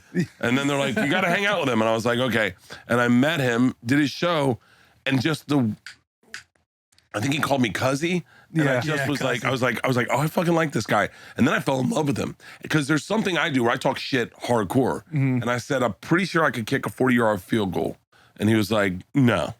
And he was like, and I love the way, like, I love men being men where he goes, explosivity, Cuzzy. Yeah. You don't have it. I go, what? And he goes, you don't have it. Let me show you something. Takes me out and he kicks a soccer ball against his wall. Yeah. A soccer ball.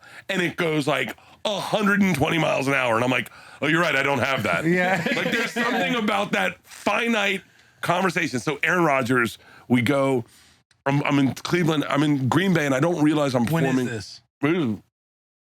A couple months ago? No, it was, I'll tell you exactly when it was. It was 1 week before he got COVID. And Got so you. Pouring through the kitchen sink out with old Rogan. it was right before he got You COVID. gave Aaron Rodgers COVID. It was 14 days before. So we couldn't have given to him. But trust me when I say AJ Hawk texted me, he goes, if you give this motherfucker COVID, all of Green Bay will hate you for the rest of your life. Shit. So we text. I realize I'm doing an arena in Green Bay and I'm unaware of it. And when what happens with arenas is you'll sell 10,000 tickets and then they'll just push the stage back and add 2,000 more seats. And so, not to get too inside baseball, the way money works is once you sell past 90%, you get a huge portion of the door. And if you're in an arena, that huge portion could be hundreds of thousands of dollars. But once they push it back, you're at 85 fucking percent again. They added 2,000 seats. So you're constantly in a rush to move tickets. So they push the fucking stage back and I'm like, fucking shit. So I'm just trying to get a little clout or whatever on Twitter. So I write, hey, Aaron Rodgers, I don't know him. I said, hey, Aaron Rodgers, my show's at 7 in Green Bay. So if you want to get dinner, it's going to have to be earlier or later, one or the other. Let me know. Yeah. And then I get a DM. You trolling me, bro? And I'm like, From Aaron. I call Segura immediately. Segura's good with famous people. All his friends are fucking famous. Yeah. I go, dude, what the fuck? He goes, all right, calm down. He goes, you fucked up. Look, the guy's got a lot on his plate. Just DM and say, hey, big fan. Would you like tickets to my show tonight? And so I just typed that. And it doesn't feel like me, but I typed that. Yeah. And then Aaron writes back, oh, thank God. I thought you were fucking with me. He's like, I'm a huge fan. I can't go to the show tonight. I have plans, someone's birthday. But a bunch of my guys are going to your show tonight. And I was like, oh, cool. This is in the morning. So I go to take a jog around Lambeau. And as I'm running out, I see Runyon. What's Runyon's first name? John? No, it's his dad, I think. Yeah, he played at Michigan, right? I His think, son it's, I plays- think it's the third. I think it's John Runyon the third. I Yeah. wouldn't say John, but I knew that's John his Runyon dad. Jr. Yeah. Yeah. I see John Runyon and a bunch of the offensive line dudes are I in know it John Runyon. because I met him after this. Got you. So him and a bunch of his offensive linemen are in the van, in the Bakhtiari and all them. going ready to go over to. Bach, he's a Love Bach. They're going over to practice, and they say, I'm taking a jog around Lambeau, and they're like, Bert, the machine, and I freak out because you got to remember. You remember when you were a kid and you didn't think you'd ever meet a professional football player? Yeah. And now I'm still that kid always, and now professional football players recognize me, and I'm like, shut the fuck up. So then I get back and Aaron texts me again. He DMs me again. He's like, hey, a bunch of my guys saw you over at Lambeau. Where are you parked at? And I was like, right outside the venue. He's like, is it cool if I come by after practice before your show? And I'm like, yeah. And Let me see. I'll get back to you. So yeah, so I like get Yeah, out let me of check the schedule. I'll let you know. I get out of bed and I'm like, hey guys, I think Aaron Rodgers is coming by. And they're like, no way. Sure enough, man. Fucking knock on the window, the shades up, it's Aaron Rodgers. He's like, open up. And I was like, Hang on, is this like one of the you got to be fully set it up and do a prayer in the shower type of moments? no. No, that's only just health stuff in my career. It's fucking Aaron Rodgers. I'm gonna let it ride. Yeah. You gotta let it ride. Fucking Jesus. I say pray for him later. But he comes in, he has a jersey. He's like, hey man, he's fresh out of the shower, smells amazing, looks great, everything you want out of him. Yeah. Big fucking hands, sits down. Fucking everything. I mean, great broad shoulders, everything. Yeah. Not shaving. Got the Keanu Reeves look on him. Yeah. And he goes, he's like, hey man, it's cool, thanks for doing this. A bunch of my guys are coming to your show, and we're like, oh, cool. And we're like, we have cameras out, and he's like, yeah. We're like, what's it like living in Green Bay? And he's like, yeah, And I was like, hold on, let's cut the cameras. And we talked to him for like fucking 30, 45 minutes, just bullshitted with him. He said everything. I mean, he was like the coolest guy in the fucking world. And he's like, you mind if I get a picture? And I was like, yeah.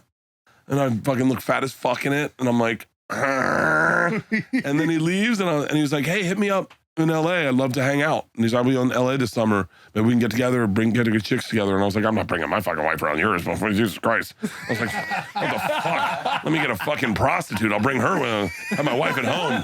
Fucking, this is so Jesus. So we, and then I text him from time to time and and I think it's no You secret have his number now. It's no longer a DM. You don't know how cool this is? FaceTime him right now. No. I texted him the other day. He hasn't replied. Oh, tough. You know what the cool part is when you go to my book, the very first number is because it's 2 A's in his name is Aaron Rodgers. I love it. Yeah. And so Imagine being that famous or someone looking at their phone going, how fucking cool is that? I got some good ones. I got some good ones in here. This is I'll tell Who you. do you think the most famous person in that phone is? I'll tell you what. You know what? There's something fucking wrong with my fucking thing. Is the most famous person on the phone? It's probably got to be Joe. No. Oh yeah, I guess it is. Yeah. Joe, that's a kind of a boring one. It's kind of a boring one. Yeah. I got all Man of those is crazy numbers. famous though. Yeah. It's Oh, wild how Joe is- insanely famous he is. it's bizarre to me because I don't know him to be that. When you met him, was he's obviously not in the place he is now because it's been the last 3 years have been through the roof. But when you first met him, was he even close to that? No, he had been kicked out of the Comedy Store. He wasn't allowed to perform there. Why? He taped Carlos Mencia stealing jokes and got on stage and I saw that confronted on him. YouTube. And they kicked him out of the Comedy Store. He was doing spots at the Ice House. He had a great house. He had money. Was he the Fear Factor guy at this point? No, he had Fear Factor been canceled. He made money. He definitely had money, right? He had money. He definitely had money. But he didn't have the money he had today. Like meaning Not a lot of people today's do. money is it's almost like being a king. Like it's like it's like we Makes were talking sense. about stem Yeah, it cells. does like make just sense. like there's he'll say things and but not he's not disconnected, but like just like I remember him flying me and Tom up first class up to. He was like, "Hey, thanks for doing the podcast. I got you guys a trip to San Francisco to go see a basketball game." He's like, "What are the kind of seats that you want?" And Tom's like, "Courtside?" And he goes, "Cool. Yeah, I got you 2 courtside seats for the Cavs and the Warriors. I'll fly you up, put you up at the Four Seasons, get dinner. We have a dinner set up for you guys, and then fly you guys back. Thanks for doing the podcast." And Tom was like, "Joe, that's a lot of money." And he goes, "I make a lot of money." And we're like, "Yeah." That, by the way, has trickled down to the way that I see the world because the thing that Joe is really great about teaching us is that money doesn't fucking matter. Mhm. And if you're not having fun, none of this fucking counts. And so Joe was the first one to buy a compound and like build out his podcast studio and have a gym and a fucking VR room and a deprivation tank and a sauna and a bow and arrow archery range and then the podcast studio. And like he was the first one to and then Tom did that. Now Tom's got a huge compound in Austin. Then Joe's got one in Austin. And then you start going, yeah, you should invest in yourself. You should make your product better and double down on your own self. And you should have fun. Like, and I think that's like, and I see that, like I told KFC and both of them, John and Kevin, yesterday, I said I was talking about disappearing. I was wanting to pull the Dave Chappelle and just disappear. It's very romantic to me now. I understand why he did it. It's not because he's crazy. It's because you have so much shit going on in your life that you actually don't ever get a break. You never, ever get a break. Even when they say you have a day off, they still come at you, agents, managers, and I have so much going on. I have the Fully Loaded Comedy Fest. It's in June. We're doing 2 weeks in June.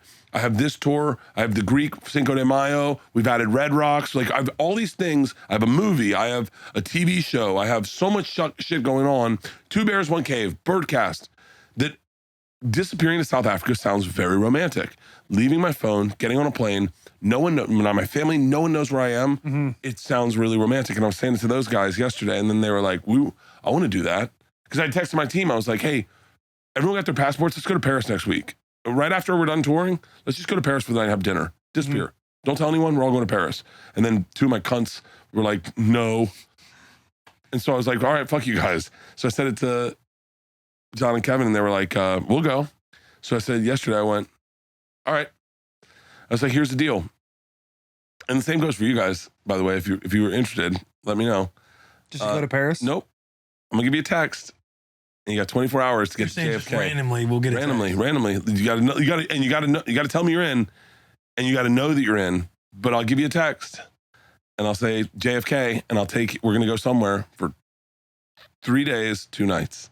Just fucking bounce. Just fucking bounce. Wear one outfit, bounce, and fucking. It could be Portugal. It could be France. It could be Lithuania. It's Czech Republic. But we go in. We get a hotel. We land early in the morning, party all day, dinner that night, wake up the next day, full day of activities, fun fucking shit.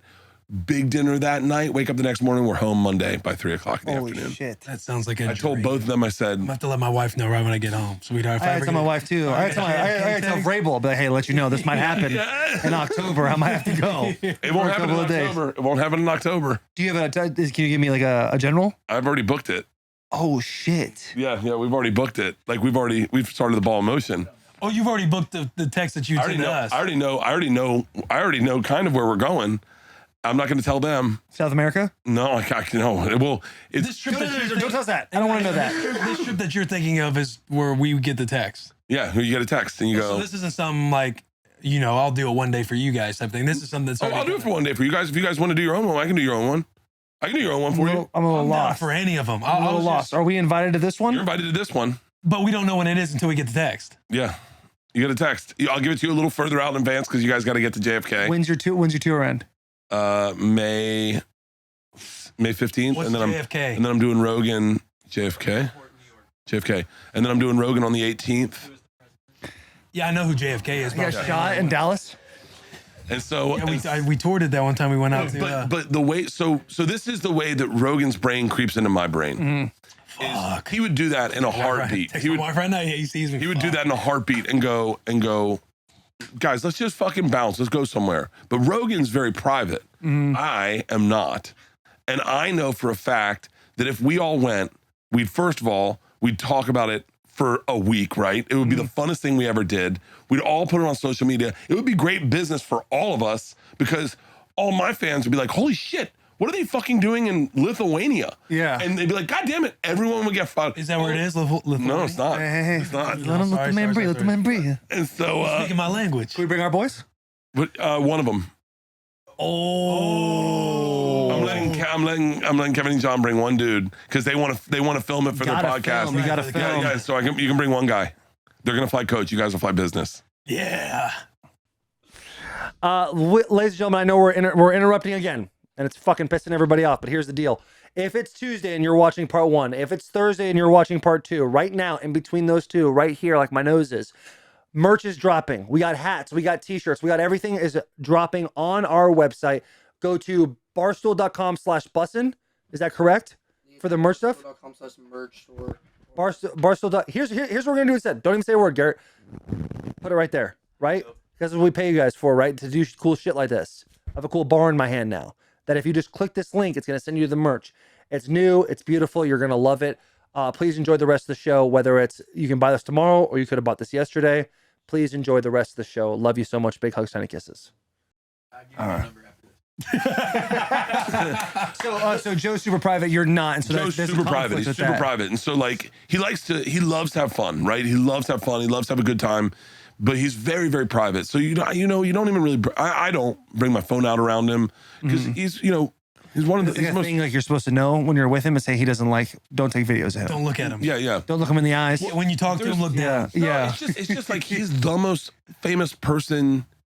Like we all were hanging out in the green room, and I told my friends that were with us, I said, just don't talk. Don't talk because he's the most famous person in the world. And so just don't talk. He wants to hang out with comics, and I'm letting you come in and hang out with comics. We're just comics talking comic shit. We're talking bullshit. We're gossiping. We're doing all the shit comics do.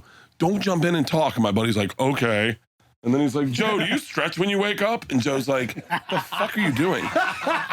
Oh, that's tough. I mean, all of us, we started fuck punching. out. We started Yeah. punching Walk him out, this guy in the escort leg. his We're like, ass out. shut the fuck up. And he's like, what? He's like, Joe, are you scared to drive race cars? Because we started Two Bears One Racing. And he's like, what the fuck? And then you're like, I'm so sorry. And it's like Tom's eyes. I Tom like does. apologize. Yeah, that's tough when you have to apologize for Yeah. somebody. But so like I think always of the macro. Is that it? And so I think of the big picture. Is that right? What that means?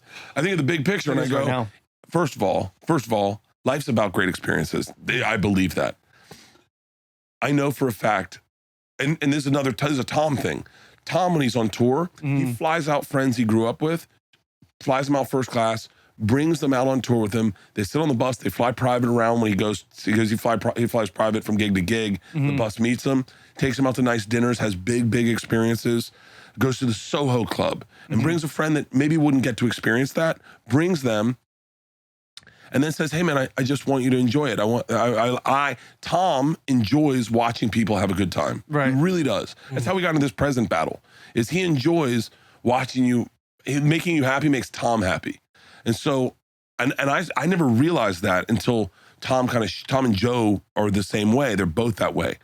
You know, if you ever say anything about anything you ever would want in front of Joe, it is at your front door the next day. I remember one time he was like, yeah, you're running on a bullshit treadmill. I was like, well, what's one should I get? And he goes, the Air Runner. It's the fucking legit treadmill. And I was like, I don't know, what the fuck is it? And I go, Joe, it's $5,000. He goes, next day it's in my fucking driveway. And I'm like, shit. and it's a $5,000 treadmill that I fucking hated. I hated this fucking treadmill. I fucking wished I had my bullshit treadmill back. It was such a cheat. And this thing's like fucking, you got to move it with your own fucking feet. This thing sucks dick. Fucking smokers. $5,000 to do all the work. I had this idea one time for my birthday. I was like, my family wants to buy me presents, but I don't want I want a motorcycle, right? Like I don't want What kind of motorcycle do you want? fucking Harley chopper. Just a Harley. Like a bobber. I think bobbers. Bobbers go fucking hard. Him and Bob would just be. Yeah, bobbers would are be dope. rock Choppers are top cool, but I feel like choppers were cool when like, was it Orange County chopper was open? That's when you're like, oh fuck, I want a chopper. I would like a bobber. Bobbers go hard now. There's a company in Japan that does like super retro bobber type, like fat tires in the front, and they go hard. I think it's called like something Beetle.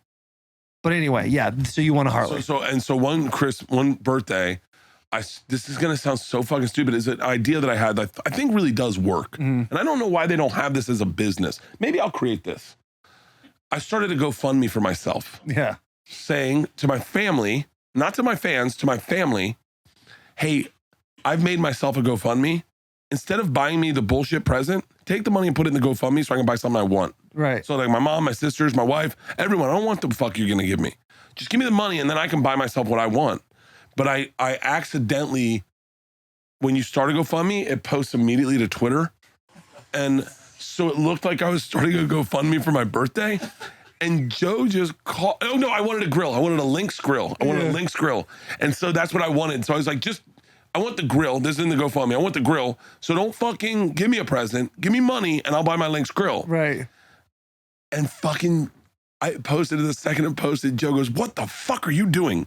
The grill will be there tomorrow. Take this down. It's embarrassing. And I go, the fuck are you talking about? And he goes, the GoFundMe. I go, how did you get it? And he goes, you posted it to fucking Twitter. He goes, your fans are like, what the fuck, Bert? You can't buy a grill? And I was like, and Joe's like, I'm embarrassed for you. I will send you a grill tomorrow. And I go, no, Joe, it was just, I couldn't even explain it. I go, it's just supposed to be about my friends and my family. But there should be a birthday thing.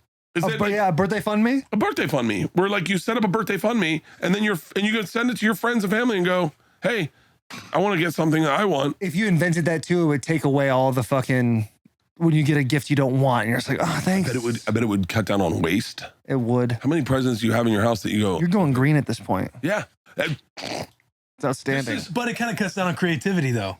That is true. You know what I mean? Because there's a couple Sometimes you get a things. gift you don't even know you want. Yeah. do you guys buy each other birthday gifts? So we heard about what you guys do, Yeah, and we we heard about low-key I'm talked not about in on doing doing it. that. I kind of want to. I'm not in Do on it. You should something do like it. that. You should do it, and you should start it. I should start it. Start it for his I birthday. keeping up with those. No, you laws. should. You should. No. As Yeah, far you as should. gifts go, I've given some rad gifts to you. Yeah, some unique shit. Like that's what I was gonna say too. The creativity part. Like I would think of something, but it wouldn't be in the realm of like what Charles done for me, what you've done for me, like what people have done, to where I would know, hey, start this birthday fund me type of thing. You know what I No. mean? Yeah. You should. I think all friends should do what Tom and I did because it is so much fun. It's so much What's fun. your cap? What's your number cap? That's what's I crazy. think- That's where it gets a little dicey. When we were talking six figures, like I'm, Yeah. you know, I spent $100,000 on his birthday this year. Did you? Yeah.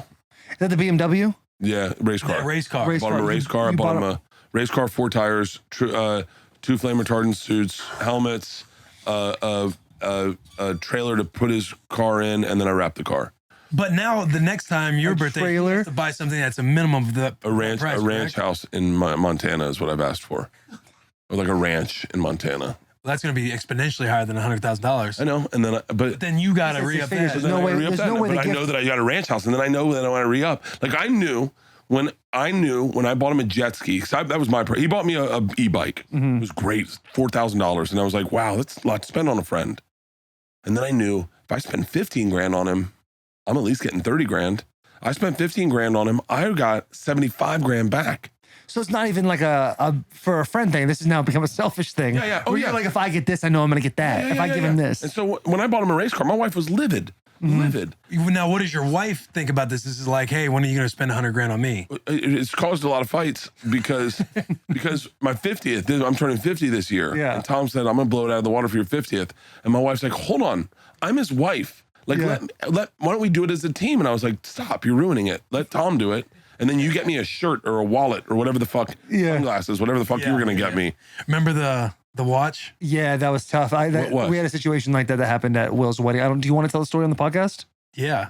I mean, Okay, yeah. So for Will's wedding, and for a long time, like I've had watches or whatever, and Rolexes were like kind of like the main thing. Like when you get in the NFL and you finally get money, you're like, Taylor what do you? takes me to the jeweler, and I get to watch him buy everything he wants for himself, and I just kind of sit there. I don't. Hey, you want to come with me? You want to come with me? And I go there. Look the way I'm They're all dressed. I don't buy the most outlandish shit by any means. But I do have a few watches, and Will was getting married, and I was like, man, what should I get Will? And some of it was a lack of imagination. The other one was like I knew Will's always wanted like a watch. I guess we went with our buddy Mike Campanaro, and he got a watch, and he was feeling it, and then. I bought a watch around him, and he was kind of feeling it too. So I was like, I'm gonna get Will a watch. Well, what kind? Rolex. It was a Rolex, like Not the flex, but the flex is Rolex. a day, Oyster Perpetual day. It was Love it. stainless steel. It's a Love it. beautiful watch. It's a beautiful watch. It's really nice. Anyway, I get this watch. $8,000.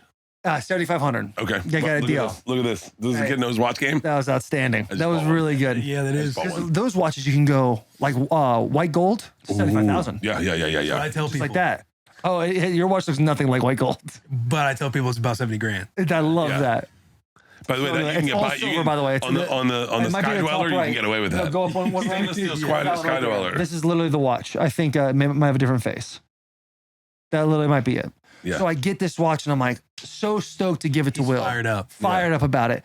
And we cruise over to Montana. We get off the highway right onto to the hotel, and we have like the friends and family Friday night thing right before they get married on Saturday. I'm like, I asked my wife, I'm like, Taylor, do you think I should give this to Will as a time? And she's like, yeah, like right now it's perfect. That way he can wear it, feel good about it. He's feeling himself doing the thing. So I call Will up. And it's like the way where we're staying at, it's like this beautiful black backdrop. Oh, There's like fucking two awesome. layers. Out in Montana. Like 2 layers to this like hotel. And we're on this top floor, and Will is like kind of over to the left on the bottom floor. So he walks up, and I like, hey, I didn't really wrap it, but this is like your wedding gift, and I wanted you to have it so you can wear it right now. Opens it up, lights, there's a sparkle in his eye. He's excited. You might see a little bit of a welt of a tear. He gives me a I didn't big cry. fucking hug. He said, no, I didn't cry. Give him a big hug. I'm stoked. I'm like, man, I'm a great friend. You know when you do a great friend thing and you're like just filled. I'm like, God, I'm a great fucking friend. It was a great moment for us. It was a huge moment for us. Huge moment for us. The bachelor party. Yeah, I missed the bachelor party. I tore my Boys coming out a couple ACL. days early. So I dipped on his bachelor party. I was on a bad friend streak. I really was. And so Will goes down to show his wife, and I'll let you take the rest of this part. So I have this watch on, and I'm like, I'm fired up. Taylor and I, we have a moment, we hug, and I'm like, oh, I appreciate that, bro. And he's like, it's your first Rolex. I'm like, fuck yeah, it is. I'm like, let's fucking go. Cuz. Because I'd never like give myself a Rolex. Hey, we did it. I know, like we fucking did it. Like getting I married. played the long game. I got me a Rolex. Yeah. And so I go downstairs, and Charles getting ready for our what's the dinner before the day Reception before. thing, the yeah. reception or whatever. She's getting dressed up and stuff, and I go, babe. I go, hey, check this out. Look what Taylor got me. And she looks down at it, and bro, she looks down at that watch, and she's like, is that a Rolex? And I was like, yeah, isn't that fucking awesome? And she starts getting welted in her eyes, just Bro. for makeup on and stuff.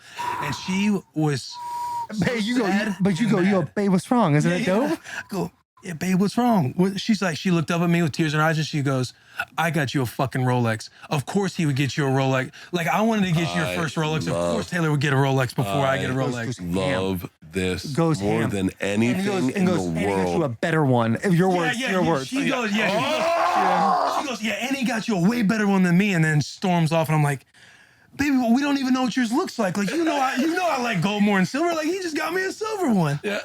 And like, I'm kind of following her around like a puppy because Bro. I'm feeling shitty, but at the same time, I'm like, man, I'm just catching straight bullets right now. Like, Yeah. like, How did I get 2 Rolexes? I got 2 arms.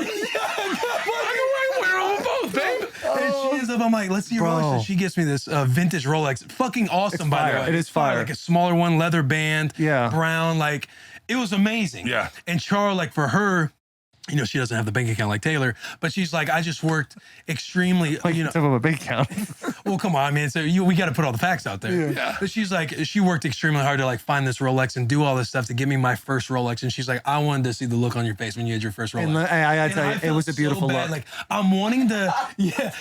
What'd It you was say? like a screensaver. Like I wish I could look at it right now. I could see Will's eyes glistening, dude. I could see the tears rolling down his And face. then I'm Let me like, pull you aside. I'll tell getting you what he did. I'll tell you what he did. It was great. And then I'm You trying should have been there. dude. And I'm trying to tell her like how awesome hers is, but you just feel like you're overcompensating now. Yeah. Yeah. And it's just all fucked up. We're about to go Bro. out to the reception. Speeches are gonna happen, and she just cries. She put on her makeup. So I'm- It was I'm getting ready. bad. I'm And getting- wanting to text Taylor. Like Bad. I'm like, she's like, she was texting. I'm like, hey, you know, I'm kind of like leaning, like, hey, what are you saying? Because I'm just thinking, like, fuck, dude, she's so like, just like mad, sad, like everything. She's all the bad ones. Yeah, she's all the bad. Yeah, shit, yeah. dude. And dude, and like, and my I'm thing wanting is, to text her like, hey, boy, hey, Yeah. code fucking red. it's coming. It's Yeah, fucking coming. yeah, yeah. And I'm sitting there on cloud goddamn 9, dude. I'm floating like Anchorman, Will Ferrell and the girl after they go to Pleasure Town. I'm just feeling myself, dude. And I have a thing about weddings. Like I love being the center of attention. I love like going into a room, making people laugh, having a good time, like let's talk, and kind of being like loud. But when I go to weddings, to me, it's the exact opposite. Like this is not your time, Taylor. I consciously tell myself, Yeah. like, hey, it's not about you today. So don't make it about yourself. God, I Like, should stay in say the that- I should background. say that more. Right? Stay in the background and enjoy it. He did stay in the background. He went viral on a video at the wedding. Well, you But said you should do it. You said you should do that. No, I'm fucking with you. I'm fucking. And but it was a nice little video. And I'm sitting there, I'm like, just kind of smiling to myself, kind of like looking at the window at the backdrop. I'm like, just a great friend, dude. And I get a, which is like my text noise, like a little clown noise, and I fucking open it up, and that thing could have from here to the floor, could have all of Charles' words. That's my- me. That's me at Will's wedding. Are you serious? Yeah. Passed out. I don't even know how I got In a in there. river? Yeah. Like a beaver? And Charles hits me with all the things, all of her emotions. And like for her, it was I understand why she was upset. And she handled herself well, because I know what she wanted to say was go fuck yourself, Taylor. Yeah. And but instead she said that in 6,000 words. Yeah. And it was nice enough, but also got the point across. Yeah. And so go from feeling amazing to feeling like a fucking piece And of I'm shit super human curious being. what she even said because I couldn't see it. Yeah, it was long. And I go there and I see her, and Charles has this look in her eyes when she's frustrated with you. I've gotten it so many times. And it's like, hi, Taylor. It's like a fucking yeah, squinting, yeah. hi, Taylor. And I'm like, hey. And I go upstairs and say, hey, I know this is not the time to talk about it, but I just want to say I'm so sorry. And that you look beautiful today. You really look so amazing. I'm going to go lay down in the river. I'm gonna go over here now. I'm going to go lay down in the river. Is there a river over there? I'll be right back. We're the beavers. Oh, bro, it was so bad. The only like Sweating again. That's fucking Like, one awesome. story, like, that's a great story. Beginning, middle to end, great story. I love I that. fucking love that. Bro, It there was was- so much history with that too. Not like so much, but Well, like there in was Christmas. There was a Christmas time where Yeah. she got me like a Gucci necklace, and it was like silver. And Taylor had got me. It broke, or I lost it or something, right? I don't new know. ones. Yeah, we got new Anyway, ones. it was something like this.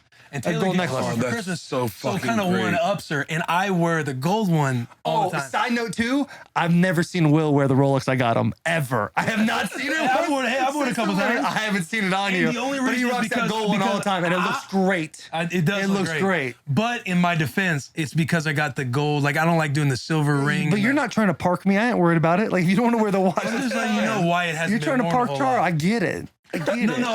No, there's none of that And look going at us on. unpacking, huh? Right in front of you. I love it. There's none of that right going now. on. It just goes with a lot more of my fits. Now I will flex with the big dog here soon, but to me, I need to get a silver.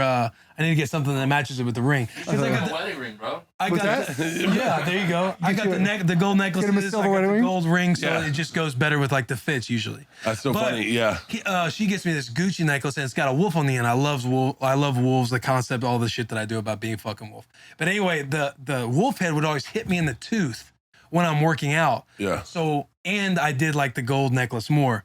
But that's why I did. I couldn't. I was gonna see I this couldn't fucking switch pod and be back. like, I couldn't "Get switch all back mad and at me forth. again." So I would mainly wear the gold one, and she knew, she got it, but would Yeah. also like kind of jab me, like, I see you're not really wearing the wolf necklace I got you. And I'm like, oh baby, I just haven't switched it. Like I gotta take it off. That one hits me in the mouth, like I'm playing football, and it gets caught in my beard too, and that fucking hurts. Yeah. And so then when the watch thing happened, I was just thinking, fuck, man. Taylor's trying to be super nice, and my man, he fucked that one up. Hot hands, hands, dude. I mean, you didn't fuck it Hot up, hands. but and I'm sitting there like I'm at the reception trying to tell a couple of my boys about it, and they're like, "Dude, what the fuck are you whining about? You got 2 Rolexes." Like, Yeah. what kind of sob story? Oh, you were telling us? people? I think I told like 2 people. Damn, dude. I feel well. Speaking of, you got a nice yeah, little, dude. you got a nice little timepiece over there Yeah, too. yeah. So we were in Vegas, and I go to this Rolex store. You? What's that? He said, "Man, you got 2 Rolexes. Why you bitching?" I was like, I guess I don't know, man. I just feel terrible that my wife is so sad. So I was in Vegas, and I wanted to get a Rolex on this tour to kind of like commemorate to have it for the tour. So they go, "Oh, this is the watch I got when I was doing that tour." So I'm in Vegas, and I go to this Rolex store, and they don't have any product. They're like, "No, we got nothing." And I was like, "Okay." And then she's like, "What are you doing?" It's so weird that Rolex does that. They have one in Green Hills, does the same thing. You walk in there and they're like, yeah, it's on display, but we don't have it. Yeah. It's very odd. But And keep so going. I go, okay. I go, well, all right. Well, then I'm leaving. And then she's like, "What are you doing here?" I said, "I'm doing the Virgin Hotel." She goes, "What?" I said, "I'm a comedian." She goes, "You know Dave?" I said, "Attell?" She goes, "Chappelle?" I said, "Well, no, I kind of. I go, my buddies are all friends with him." Turns out this is the store I guess Dave gets all his Rolexes from. And she knows Jeff Ross and Rogan, and they've all been to this store. So she goes, "Oh, okay. All right." She goes, "Bring out the Submariner, black Submariner." And she goes, "This is the watch you want." And I went, "I thought you didn't have any products." She goes, "I got you." She brings it out, Yeah, that's wild. and I'm like, "Oh wow, I like that watch." She goes, "This is the one you want. You can buy it. You should buy it." And I went, "Okay." I was like, "Well, it's 10 grand." I was like, I have a hard time spending money on myself. I don't have a hard time spending money on other people. I enjoy that, but on myself, I can't do it. So I take a picture. I send it to my dad and to Tom and to my wife and to my business manager too. But I go, my wife says, "You should get it," which my wife would never say. And I was like, my business manager's like, you can definitely afford it." My dad's like, "It's beautiful." And then Tom sends me a text. He goes, "Hey man, treat yourself. You never treat yourself. You're the hardest working guy in comedy that I know." He's like, "You're out every fucking week. You're flying to Austin to do 2 Bears. You're doing a movie. You're doing a TV." He goes, "You literally deserve this watch." He said, "Think of what your ticket sales are. Think of where you're at in your career. You, more than anyone in this business, deserve that watch." And I was like, "All right." I come back to the store. I go, "I'll take it." I was like, "I just got a cool text from my buddy. I do deserve it." I was like, "Fuck it, I'll take it." So I buy it. Next day, I call Tommy and I go, he goes, "Hey, did you get the watch?" I said, "I did." I said, "That text was fucking really meant something to me. Thank you." He said, "Yeah." I said, "What are you doing?" He goes, "I'm at the Rolex store." I said, "Why?" And he goes, "Well, I was writing that text to you." And I go, "The same applies for me. I need a Rolex too." He rolls different. Same watch? No. Oh, okay. Tom, I mean, I'm not to like blow up his spot, but Tom doesn't like, I wish I had it. First of all, he makes a tremendous amount of money, but he doesn't have a problem spending money. Like, he doesn't have a problem. Really? Like, he told a very touching story about his dad. His dad recently passed, and his dad wanted an SUV, like a SUV, but he knew his dad's finances and he was going to buy a used one. And Tom found out which one he wanted, reached out to the dealership, bought him the brand new one, and then said, when he gets there, FaceTime me in the new one. And so it's Tom's story to tell, but we just told on 2 Bears. It was very touching. So his dad's like in the thing, and he was like, and Tom's like, is that the one you want, Dad? And he goes, "Well, yeah, I'm going to get this, but used. I can't afford this one." And he goes, "Why not?" And he goes, "Well, it's too much, but this is the fucking car, Tommy. You got to see this car." And Tom goes, "Well, it's yours." And I'm going to cry telling the story. You're in a safe space. Oh yeah, but it's like that's the way Tom. He told me the story on 2 Bears. I get emotional hearing it, but that's who Tom is. It's like he likes to give, and but he also doesn't mind like buying a brand new Porsche and then sending it to Germany and having it completely outfitted the way he wants it and knowing what he likes. He was the first person I ever met that spent like more than $1 million on a house, and I was like, shut the fuck up. So like. He knows his finances real well. His dad was a business guy, and so his dad got him into finances. And so Tom knows money real well. So, but when any purchase I make, any car I make, I always text it to Tommy. I'm like, "What do you think?" And he's like, "You should get it." Really? Yeah. Has he ever texted you and been like, "Hey, probably slow your roll on that one"? No.